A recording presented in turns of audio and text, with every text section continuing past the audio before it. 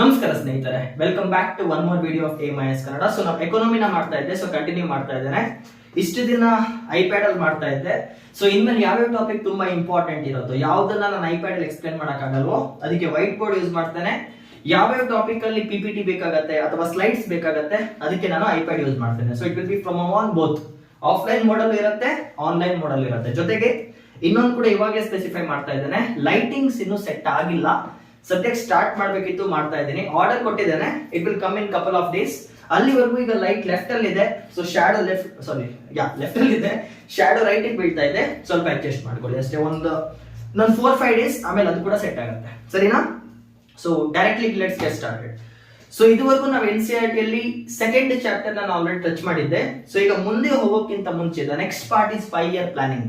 So 5-year planning ಬರೋಕ್ಕಿಂತ ಮುಂಚೆ ನಾವೀಗ ಇಂಡಿಯನ್ ಸಿಚುವೇಶನ್ ಹೇಗಿತ್ತು ಅನ್ನೋದನ್ನ ಅರ್ಥ ಮಾಡ್ಕೋಬೇಕು. What is the status of India, Bharat ಹೇಗಿತ್ತು ಸ್ವಾತಂತ್ರ್ಯ ಬಂದಾಗ ಅಂತ. ಅದ್ರ ಬೇಸಿಸ್ ಮೇಲೆನೆ ನಾವೀಗ 5-year ಪ್ಲಾನಿಂಗ್ ನ ಪ್ಲಾನ್ ಮಾಡ್ಕೊಂಡಿದ್ವಿ. ನೋಡಿ, let me start from the scratch. ಇಲ್ಲಿಂದ ಸ್ಟಾರ್ಟ್ ಮಾಡ್ಕೊಂಡು ಬರ್ತಾನೆ. ಓಕೆ, ಹ್ಯಾಂಡ್ ರೈಟಿಂಗ್ ಕೆಟ್ಟದಾಗಿದೆ ಗುರು, ಇವಾಗ ಹೇಳ್ತಾ ಇದ್ದಾನೆ.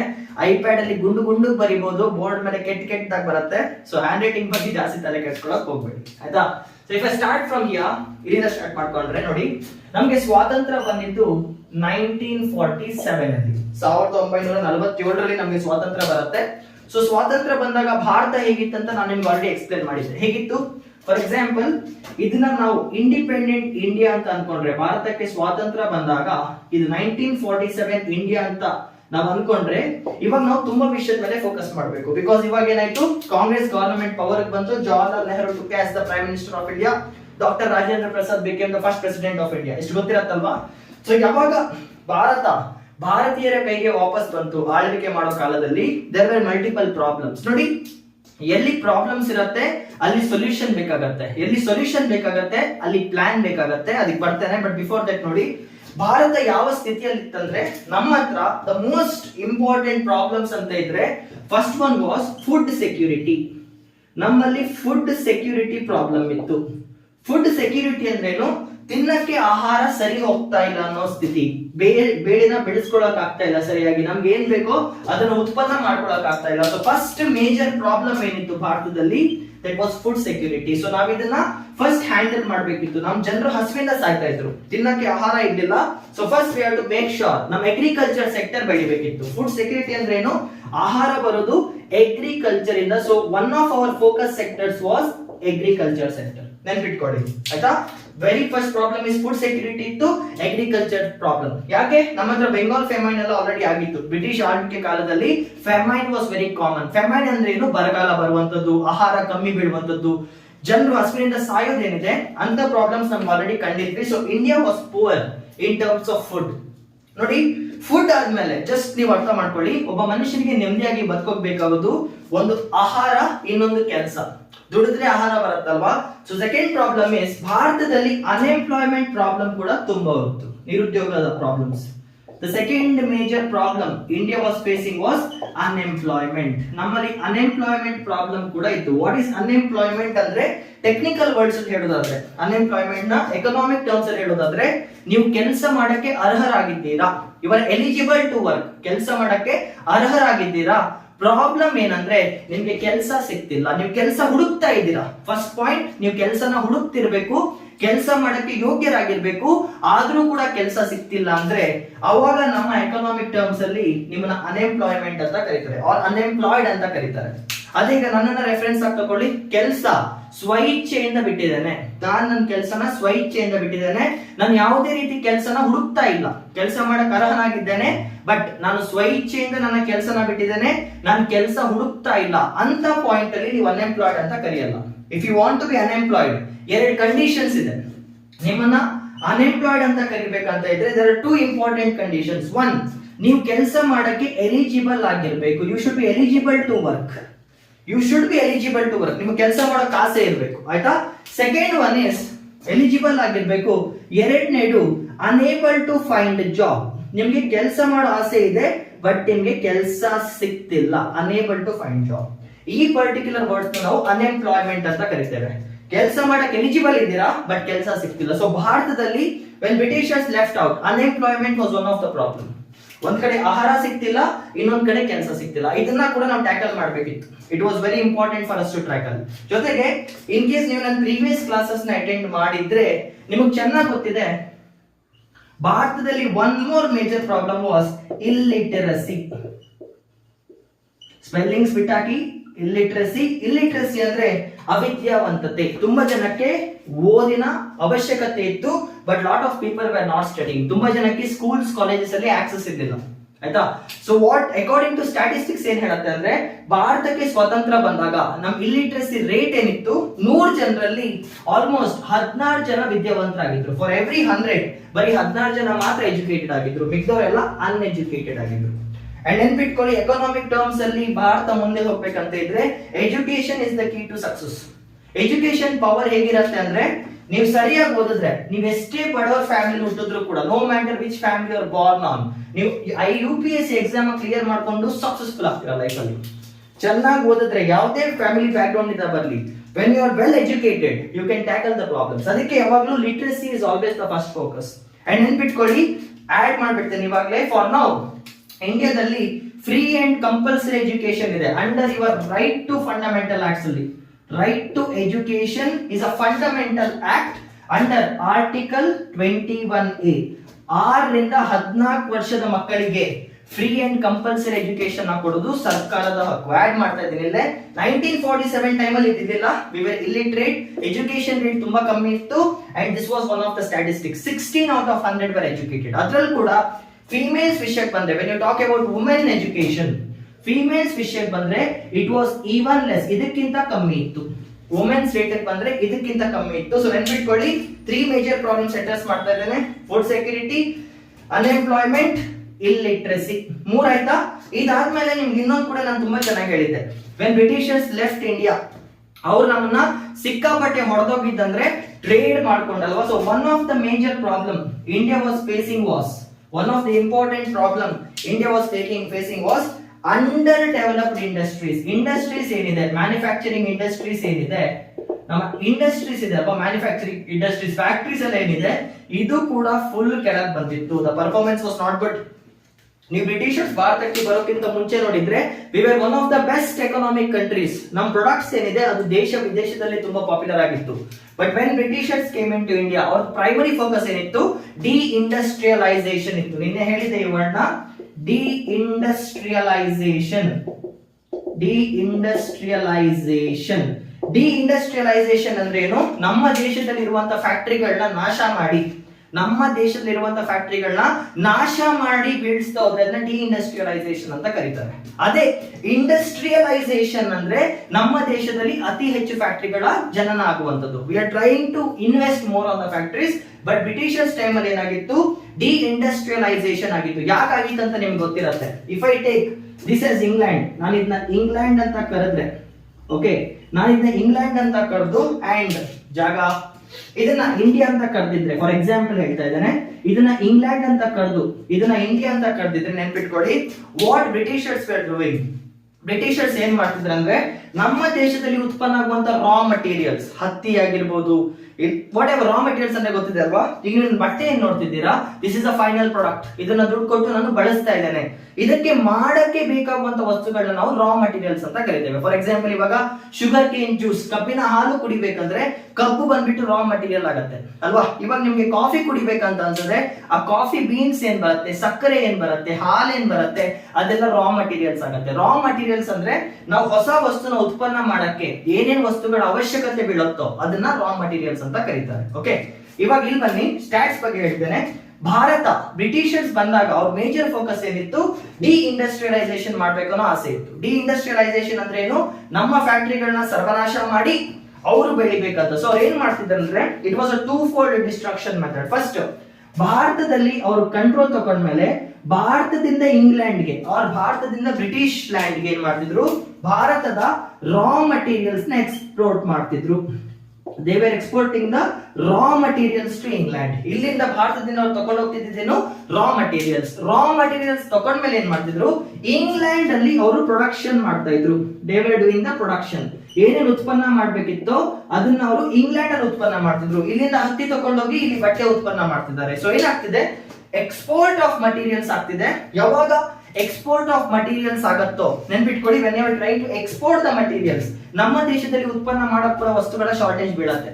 ಎಲ್ಲಾ raw materials, majority of the raw materials England ಹೋದ್ರೆ ಭಾರತದಲ್ಲಿ ಉತ್ಪನ್ನ ಮಾಡೋಕೆ ನಮ್ಮ ಹತ್ರ ಒಂದ್ ಕಡೆ ರಾ ಮಟೀರಿಯಲ್ಸ್ ಇರಲ್ಲ. This was one problem. Second problem ನೆನ್ಪಿಟ್ಕೊಳ್ಳಿ, ನಮ್ಮ ಇಂಡಿಯಾ ಏನಿದೆ, ನಮ್ಮ ಭಾರತ ಏನಿತ್ತು, it was very well popular for handicrafts. ಅಂದ್ರೆ ಹ್ಯಾಂಡ್ ಮೇಡ್ ಪ್ರಾಡಕ್ಟ್ಸ್ ಗೆ ಭಾರತ ತುಂಬಾ famous. We were very famous for hand made products. ತುಂಬಾ ಟೈಮ್ ತಗೊಳ್ತಾ ಇತ್ತು, ಜನರ ಸಹಾಯದಿಂದ ಮಾಡ್ತಾ ಇದ್ವಿ. Hand made products one of the key feature ಏನಂದ್ರೆ it was very very costly. ಸ್ವಲ್ಪ ಕಾಸ್ಟ್ಲಿ ಆಗಿರ್ತಿತ್ತು ನಮ್ಮ ಬಟ್ಟೆ. ಯಾವುದೇ ಹ್ಯಾಂಡ್ ಮೇಡ್ ಪ್ರಾಡಕ್ಟ್ ನ ನೀವು ನೋಡೋದಾದ್ರೂ ಕೂಡ ಪ್ರೈಸಿಂಗ್ ಸ್ವಲ್ಪ ಜಾಸ್ತಿ ಬರುತ್ತೆ.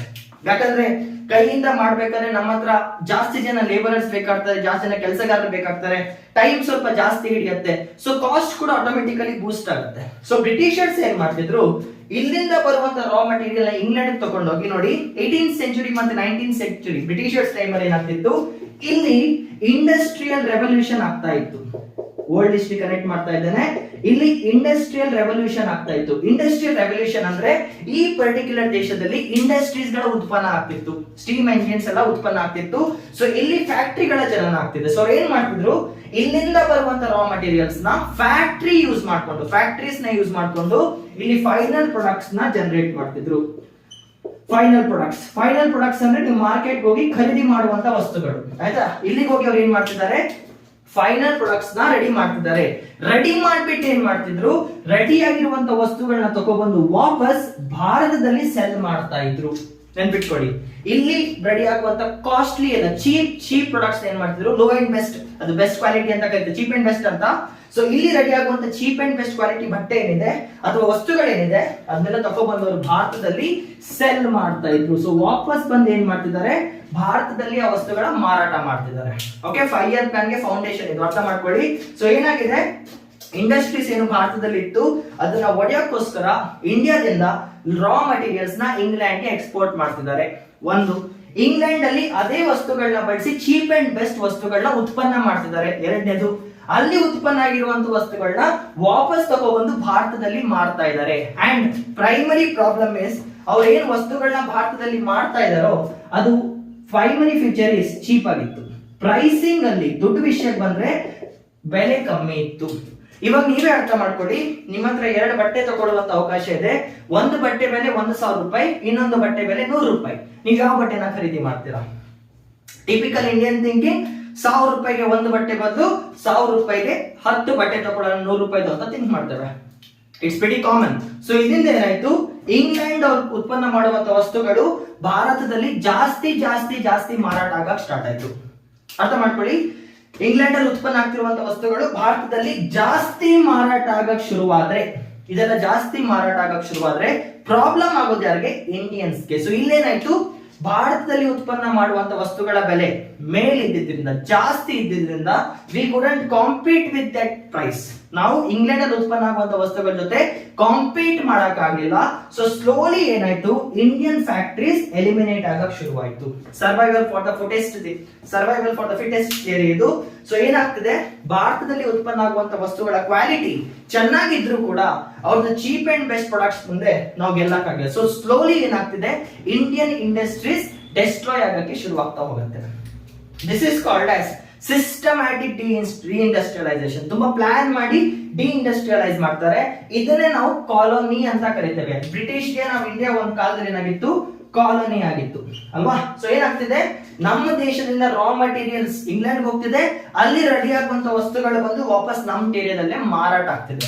This was one of the way of exploitation. ಇದು one of the way of exploitation. ಇದರಿಂದ ಏನಾಯ್ತು, ನಮ್ಮ industries, Indian industries slowly disappear ಆಗಕ್ಕೆ ಶುರುವಾಯಿತು. ಸೊ ಭಾರತಕ್ಕೆ, ಲೆಟ್ಸ್ ಕಮ್ ಬ್ಯಾಕ್. ಸೊ ಭಾರತಕ್ಕೆ ನಮ್ ಸ್ವಾತಂತ್ರ್ಯ ಬಂದಾಗ ನಮ್ಮ ಇಂಡಸ್ಟ್ರೀಸ್ ಡ್ಯಾಮೇಜ್ ಆಗಿದೆ. So one of our focus was to increase the industries. ನಾವು ಇಂಡಸ್ಟ್ರೀಸ್ ನ ಮತ್ತೆ ಇಂಡಸ್ಟ್ರಿಯಲೈಸ್ ಮಾಡ್ಬೇಕಂತ ಡಿಸೈಡ್ ಮಾಡ್ಕೊಳ್ತಾರೆ. ನಮ್ಮ ದೇಶದಲ್ಲಿ ಫ್ಯಾಕ್ಟರಿಗಳ ಅವಶ್ಯಕತೆ ಇದೆ, ಮ್ಯಾನುಫ್ಯಾಕ್ಚರಿಂಗ್ ಸೆಕ್ಟರ್ ನ ನಾವು ಜಾಸ್ತಿ ಮಾಡ್ಕೋಬೇಕಂತ ಒನ್ ಆಫ್ ದ ಪ್ಲಾನ್ ಹಾಕೊಡುತ್ತೆ. ಸೊ ನೋಡಿ, ಇಂಪಾರ್ಟೆಂಟ್ ಫುಡ್ ಸೆಕ್ಯೂರಿಟಿ ಪ್ರಾಬ್ಲಮ್ ಇದೆ, ಅನ್ಎಂಪ್ಲಾಯ್ಮೆಂಟ್ ಇದೆ, ಇಂಡಸ್ಟ್ರೀಸ್ ಇಲ್ಲ, ಇಲ್ಲಿಟ್ರಸಿ ಇದೆ. ಇದ್ರ ಜೊತೆಗೆ ಇನ್ನೊಂದು ಪ್ರಾಬ್ಲಮ್ ಬರುತ್ತೆ, ಹೆಲ್ತ್ ಕೇರ್. ನಮ್ಮ ಹತ್ರ ಸರಿಯಾದ ಹೆಲ್ತ್ ಫೆಸಿಲಿಟೀಸ್ ಕೂಡ ಇರಲಿಲ್ಲ. We were lacking in health care also. ಜನರ ಆರೋಗ್ಯ ಸ್ಥಿತಿ ಕೂಡ ಅಷ್ಟೇನ್ ಚೆನ್ನಾಗಿರ್ಲಿಲ್ಲ. So we had to focus on health. ನೆನ್ಪಿಟ್ಕೊಳ್ಳಿ, ಹೆಲ್ತ್ ಈಸ್ ವೆಲ್ತ್. ನಿಮ್ಮ ಹತ್ರ ಒಳ್ಳೆ ಆರೋಗ್ಯ ಇದ್ರೆ ನೀವು ಕೆಲಸ ಮಾಡ್ತೀರಾ, ನಿಮ್ಮ ಹತ್ರ ಶಕ್ತಿ ಇರುತ್ತೆ, ನೀವು ಕೆಲಸ ಮಾಡಿದ್ರೆ ನಮ್ಮ ದೇಶಕ್ಕೆ ತುಂಬಾ ಒಳ್ಳೇದಾಗತ್ತೆ. ಹೇಗೆ? That is GDP. ಅದ್ ಮುಂದೆ ಹೇಳ್ತೇನೆ. ಫಾರ್ ನಾವು ಅರ್ಥ ಮಾಡ್ಕೊಳ್ಳಿ, ಹೆಲ್ತ್ ಪ್ರಾಬ್ಲಮ್ ಇದೆ, ಇಂಡಸ್ಟ್ರೀಸ್ ಪ್ರಾಬ್ಲಮ್ ಇದೆ, ಇಲ್ಲಿಟ್ರಸಿ ಪ್ರಾಬ್ಲಮ್ ಇದೆ, ಫುಡ್ ಸೆಕ್ಯೂರಿಟಿ ಪ್ರಾಬ್ಲಮ್ ಇದೆ, ಅನ್ಎಂಪ್ಲಾಯ್ಮೆಂಟ್ ಇದೆ. ಇವಾಗ ಅರ್ಥ ಮಾಡ್ಕೊಳ್ಳಿ, ನಿಮ್ಮೂರಲ್ಲಿ ಈಗ ಸಡನ್ ಆಗಿ ಒಂದು ಫ್ಯಾಕ್ಟ್ರಿ ಕಟ್ತಾ ಇದ್ದಾರೆ. ನಿಮ್ಮೂರಲ್ಲಿ ಈಗ ಸಡನ್ ಆಗಿ ಏನ್ ಮಾಡ್ತಿದ್ದಾರೆ? ಒಂದು ಫ್ಯಾಕ್ಟ್ರಿ ಕಟ್ತಾ ಇದ್ದಾರೆ. ನಿಮ್ಮೂರಲ್ಲಿ ಒಂದು ಫ್ಯಾಕ್ಟ್ರಿ ಕಟ್ಟಿದ್ರೆ ಏನ್ ಪ್ರಾಫಿಟ್ ಆಗತ್ತೆ? ನಿಮ್ಮೂರಲ್ಲಿ ಒಂದು ಫ್ಯಾಕ್ಟ್ರಿ ಕಟ್ಟಿದ್ರೆ ಏನ್ ಪ್ರಾಫಿಟ್ ಆಗುತ್ತೆ? ಸ್ವಲ್ಪ ತಲೆ ಓಡಿಸಿ. ನಿಮ್ಮೂರಲ್ಲಿ ಫ್ಯಾಕ್ಟ್ರಿ ಕಟ್ಟಿದ್ರೆ ಸುತ್ತಮುತ್ತ ಇರುವಂತ ಜನರಿಗೆ ಕೆಲಸದ ಚಾನ್ಸಸ್ ಸಿಗತ್ತೆ ಇಲ್ವಾ? ಎಂಪ್ಲಾಯ್ಮೆಂಟ್ ಕ್ರಿಯೇಟ್ ಆಗತ್ತಾ ಇಲ್ವಾ? ಅಲ್ಲಿ ಉದ್ಯೋಗ ಅವಕಾಶಗಳು ಬರುತ್ತಾ ಇಲ್ವಾ? ಯಾರೋ ಹೋಗಿ ಆ ಫ್ಯಾಕ್ಟ್ರಿಯಲ್ಲಿ ಏನೇನೋ ಚಿಕ್ಕ ಕೆಲಸ ಮಾಡ್ಬೋದು. ಏನಾಗುತ್ತೆ? ಯಾವಾಗ ನಾವು ಫ್ಯಾಕ್ಟ್ರೀಸ್ ನ ಅಥವಾ ಇಂಡಸ್ಟ್ರೀಸ್ ನ ಜಾಸ್ತಿ ಮಾಡ್ತೀವೋ, ನೆನ್ಪಿಟ್ಕೊಳ್ಳಿ, ಯಾವಾಗ ನಾವು ಒಂದು ಫ್ಯಾಕ್ಟ್ರಿನ ಇಂಡಸ್ಟ್ರಿನ ಜಾಸ್ತಿ ಮಾಡ್ತೀವೋ ಆಟೋಮೆಟಿಕಲಿ ಇಂಡಸ್ಟ್ರೀಸ್ ಇಂದ ಕೆಲಸಗಳ ಜನನ ಆಗುತ್ತೆ. There is job creation. ತುಂಬಾ ಕೆಲಸಗಳು ಕ್ರಿಯೇಟ್ ಆಗುತ್ತೆ, ಇಲ್ಲಿ ತುಂಬಾ ಜಾಬ್ಸ್ ಕ್ರಿಯೇಟ್ ಆಗುತ್ತೆ. ಸೊ ಏನಾಗುತ್ತೆ? ಯಾವಾಗ ನೀವು ಇಂಡಸ್ಟ್ರಿನ ಸೆಟಪ್ ಮಾಡ್ತಿರೋ, ಜಾಬ್ ಕ್ರಿಯೇಷನ್ ಇಂದ ಅನ್ಎಂಪ್ಲಾಯ್ಮೆಂಟ್ ರೇಟ್ ಏನಿದೆ ಇದು ಕಮ್ಮಿ ಆಗುತ್ತೆ. ಕನೆಕ್ಟ್ ಮಾಡ್ತಾ ಇದ್ದಾನೆ, ಅರ್ಥ ಮಾಡ್ಕೊಳ್ಳಿ. ಫಸ್ಟ್ ಇಂಡಸ್ಟ್ರಿ ಬಂತು, ಇಂಡಸ್ಟ್ರಿಯಿಂದ ಜಾಬ್ ಕ್ರಿಯೇಟ್ ಆಯ್ತು, ಸೊ ಕೆಲವರಿಗೆ ಕೆಲಸ ಸಿಕ್ತು ಅಲ್ವಾ? ಕೆಲಸ ಸಿಕ್ಕಿದ್ಮೇಲೆ ಏನಾಗುತ್ತೆ? ಇಲ್ಲಿ ಕೆಲಸ ಮಾಡುವಂತ ವ್ಯಕ್ತಿಗಳ ಆದಾಯ ಜಾಸ್ತಿ ಆಗುತ್ತೆ, ಮನಿ ಇನ್ಕ್ರೀಸ್ ಆಗುತ್ತೆ. Let's understand lot of things ನಾವು. ಫ್ಯಾಕ್ಟ್ರಿ ಕಟ್ಟಿದೆ, ಫ್ಯಾಕ್ಟ್ರಿಯಿಂದ ಜಾಬ್ಸ್ ಕ್ರಿಯೇಟ್ ಆಯ್ತು, ಇಲ್ಲಿ ಅನ್ಎಂಪ್ಲಾಯ್ಡ್ ಆಗಿದ್ದಂತ ಜನಗಳಿಗೆ ಕೆಲಸ ಸಿಕ್ತು, ಅವ್ರು ದುಡ್ಡನ್ನ ಅರ್ನ್ ಮಾಡಕ್ಕೆ ಜಾಸ್ತಿ ಮಾಡ್ಕೊಂಡ್ರು. ಯಾವಾಗ ಇವರು ದುಡ್ಡನ್ನ ಅರ್ನ್ ಮಾಡಕ್ಕೆ ಜಾಸ್ತಿ ಮಾಡ್ಕೊಳ್ತಾರೋ, ಫಾರ್ ಎಕ್ಸಾಂಪಲ್ ಈ ವ್ಯಕ್ತಿಗೆ ಈಗ 10,000 ರೂಪಾಯಿ ಸಂಬಳ ಬಂತಂತ ಇಟ್ಕೊಳ್ಳಿ. ಸೊ ಏನ್ ಮಾಡ್ಬೋದು? 10,000 ಸಂಬಳದಲ್ಲಿ ಅವನು ತಮ್ಮ ಮಕ್ಕಳಿಗೆ ಎಜುಕೇಶನ್ ನ ಪ್ರೊವೈಡ್ ಮಾಡಿ ಕೊಡ್ಬೋದು, ಅನಾರೋಗ್ಯಕ್ಕೆ ಹೆಲ್ತ್ ಕೇರ್ ಕೂಡ ಪ್ರೊವೈಡ್ ಮಾಡಿ ಕೊಡ್ಬೋದು ಅಲ್ವಾ? ಅವ್ನ ಸ್ಟ್ಯಾಂಡರ್ಡ್ ಆಫ್ ಲಿವಿಂಗ್ ಏನಿದೆ, ಸ್ಟ್ಯಾಂಡರ್ಡ್ ಆಫ್ ಲಿವಿಂಗ್ ಅಂದ್ರೆ ಏನು? Comfort of living. ಅಂಡ್ ಮನೆಯವ್ರಿಗೆ ಆಹಾರ ಕೂಡ ಹಾಕಿ ಹಾಕ್ಬೋದು. ದುಡ್ಡಿದ್ರೆ ನೀವು ಫುಡ್ ನ ಕೂಡ ಬೈ ಮಾಡ್ಬೋದಲ್ವಾ? ದುಡ್ಡಿದ್ರೆ ಆಹಾರನ ಕೂಡ ಬೈ ಮಾಡ್ಬೋದು. ಏನಾಗುತ್ತೆ? ನೀವು ಒಬ್ಬ ವ್ಯಕ್ತಿಗೆ ಒಂದು ಕೆಲಸ ಕೊಟ್ರೆ ಒಂದು ಕುಟುಂಬ ಸಂತೋಷವಾಗಿರುತ್ತೆ. ಆ family will be happy. So the primary problem is ನಾವು ಅನ್ಎಂಪ್ಲಾಯ್ಮೆಂಟ್ ನ ದೂರ ಮಾಡಬೇಕಿತ್ತು. ನೆನ್ಪಿಟ್ಕೊಳ್ಳಿ, ಮೇಜರ್ ಪ್ರಾಬ್ಲಮ್ಸ್ ಹೇಳ್ತಾ ಇದ್ದಾನೆ. ಇಂಡಿಯಾಕ್ಕೆ ಇಂಡಿಪೆಂಡೆನ್ಸ್ ಬಂದಾಗ ಆಹಾರದ ಪ್ರಾಬ್ಲಮ್ ಇದೆ, ಅನ್ಎಂಪ್ಲಾಯ್ಮೆಂಟ್ ಇದೆ, ಹೆಲ್ತ್ ಪ್ರಾಬ್ಲಮ್ ಇದೆ, ಇಂಡಸ್ಟ್ರೀಸ್ ಪ್ರಾಬ್ಲಮ್ ಇದೆ, ಇಲ್ಲಿಟ್ರಸಿ ಪ್ರಾಬ್ಲಮ್ ಇದೆ. ಈ 5 ಮೇಜರ್ ಪ್ರಾಬ್ಲಮ್ಸ್ ನಾವೀಗ ಟ್ಯಾಕಲ್ ಮಾಡಬೇಕು. ಜೊತೆಗೆ ನಮ್ಮ ಎಕಾನಮಿ ಗ್ರೋತ್ ನ ಕೂಡ ಜಾಸ್ತಿ ಮಾಡ್ಬೇಕಂತ ಹೇಳ್ತಿದ್ದಾರೆ, ಫುಡ್ ಸೆಕ್ಯೂರಿಟಿನ ಕಮ್ಮಿ ಮಾಡ್ಬೇಕಂತ ಹೇಳ್ತಿದ್ದಾರೆ, ಇಂಡಸ್ಟ್ರೀಸ್ ನ ಕಟ್ಟಬೇಕಂತ ಹೇಳ್ತಿದ್ದಾರೆ, ಜನರಿಗೆ ಬೇಸಿಕ್ ನೀಡ್ಸ್ ನ ಒದಗಿಸಿ ಕೊಡ್ಬೇಕಂತ ಹೇಳ್ತಿದ್ದಾರೆ. ನೆನ್ಪಿಟ್ಕೊಳ್ಳಿ, ಇಂಡಿಯಾ ಫಾಲೋಸ್ ಸೋಷಿಯಲಿಸಂ. ಇನ್ನ ನಿಮ್ಗೆ ಆಲ್ರೆಡಿ ಹೇಳಿದ್ದೆ, ನಮ್ಮ ಭಾರತ ಏನಿದೆ, ನಾವು ಸೋಷಿಯಲಿಸಂ ನ ಫಾಲೋ ಮಾಡ್ತೇವೆ. We follow the concept of socialism. ಸರ್ವೇ ಜನ ಸುಖಿನೋ ಭವಂತು. ಪ್ರತಿಯೊಬ್ಬರಿಗೂ ಕೂಡ ಬೇಸಿಕ್ ನೆಸೆಸಿಟೀಸ್ ನ ಒದಗಿಸಿ ಕೊಡ್ಬೇಕು. ಯಾರ್ಯಾರಿಗೆ ಕೆಲಸ ಸಿಗ್ತಿಲ್ವೋ, BPL ಕಾರ್ಡ್ ಅಲ್ಲಿ ಇದಾರೋ, ಬಡವರು ಇದಾರೋ, ಅವ್ರಿಗೆ ಸೌಕರ್ಯಗಳನ್ನ ಒದಗಿಸಿ ಕೊಡ್ಬೇಕು. ಪ್ರತಿಯೊಬ್ಬರಿಗೂ ಕೂಡ ಫ್ರೀ ಎಜುಕೇಶನ್ ಕೊಡ್ಬೇಕಂತ ಇದ್ದೇವೆ. Government hospital ಕಟ್ಸಿದ್ದೇವೆ. ಸೊ ಏನ್ ಮಾಡ್ತಿದ್ವಿ ನಾವು? We are creating a equal level here. ಪ್ರತಿಯೊಬ್ಬರಿಗೂ ಕೂಡ ಬೇಸಿಕ್ ನೀಡ್ಸ್ ನ ನಾವು ಒದಗಿಸಿ ಕೊಡ್ಬೇಕು ಅನ್ನೋದು ನಮ್ಮ ಸಿಸ್ಟಮ್ ಅಲ್ಲೇ ಇದೆ. We are socialist system. Preamble ಅಲ್ಲಿ ಮೆನ್ಷನ್ ಆಗಿದೆಲ್ವಾ ಸೋಷಿಯಲಿಸಂ. ಸೊ ಏನಾಗ್ತಿದೆ? ನಾವು ಪ್ರಾಫಿಟ್ ಮೇಕಿಂಗ್ ದೇಶ ಅಲ್ಲ, ನಮ್ದು ಕ್ಯಾಪಿಟಲಿಸ್ಟ್ ಸೊಸೈಟಿ ಅಲ್ಲ. ಆ ಟೈಮ್ ಅಲ್ಲಿ ನಾವು ಸೋಷಿಯಲಿಸ್ಟ್ ಸೊಸೈಟಿ. ಸೊ ಜನರಿಗೆ ಕೂಡ ಒಳ್ಳೇದ್ ಮಾಡ್ಬೇಕು, ಏನೇನ್ ದುಡ್ಡು ಬರುತ್ತೋ ಅದು ಬಡವರಲ್ಲಿ ಸಮಾನವಾಗಿ ಹಂಚಬೇಕು ಅನ್ನೋ ಒಂದು ಕಾನ್ಸೆಪ್ಟ್ ಕೂಡ ಇತ್ತು. ಅದನ್ನ ಟ್ರಿಕಲ್ ಡೌನ್ ಥಿಯರಿ ಅಂತ ಕರೀತಾರೆ. ಹೇಗ್ ವರ್ಕ್ ಆಗುತ್ತೆ ಮುಂದೆ ಹೇಳ್ತಾರೆ. ಫಾರ್ ನೌ ಇಷ್ಟ ಅರ್ಥ ಆಗಿದ್ರೆ ಲೆಟ್ಸ್ ಗೆಟ್ ಕಂಟಿನ್ಯೂ ಮಾಡೋಣ. ಓಕೆನಾ? ಸರಿ, ಓಕೆ. ಸೊ ಕಂಟಿನ್ಯೂ ಮಾಡೋಣ. ಬೋರ್ಡ್ ವರ್ಷಕ್ಕೋಸ್ಕರ ವಿಡಿಯೋ ಪಾಸ್ ಮಾಡಿದ್ದೆ. Let's continue.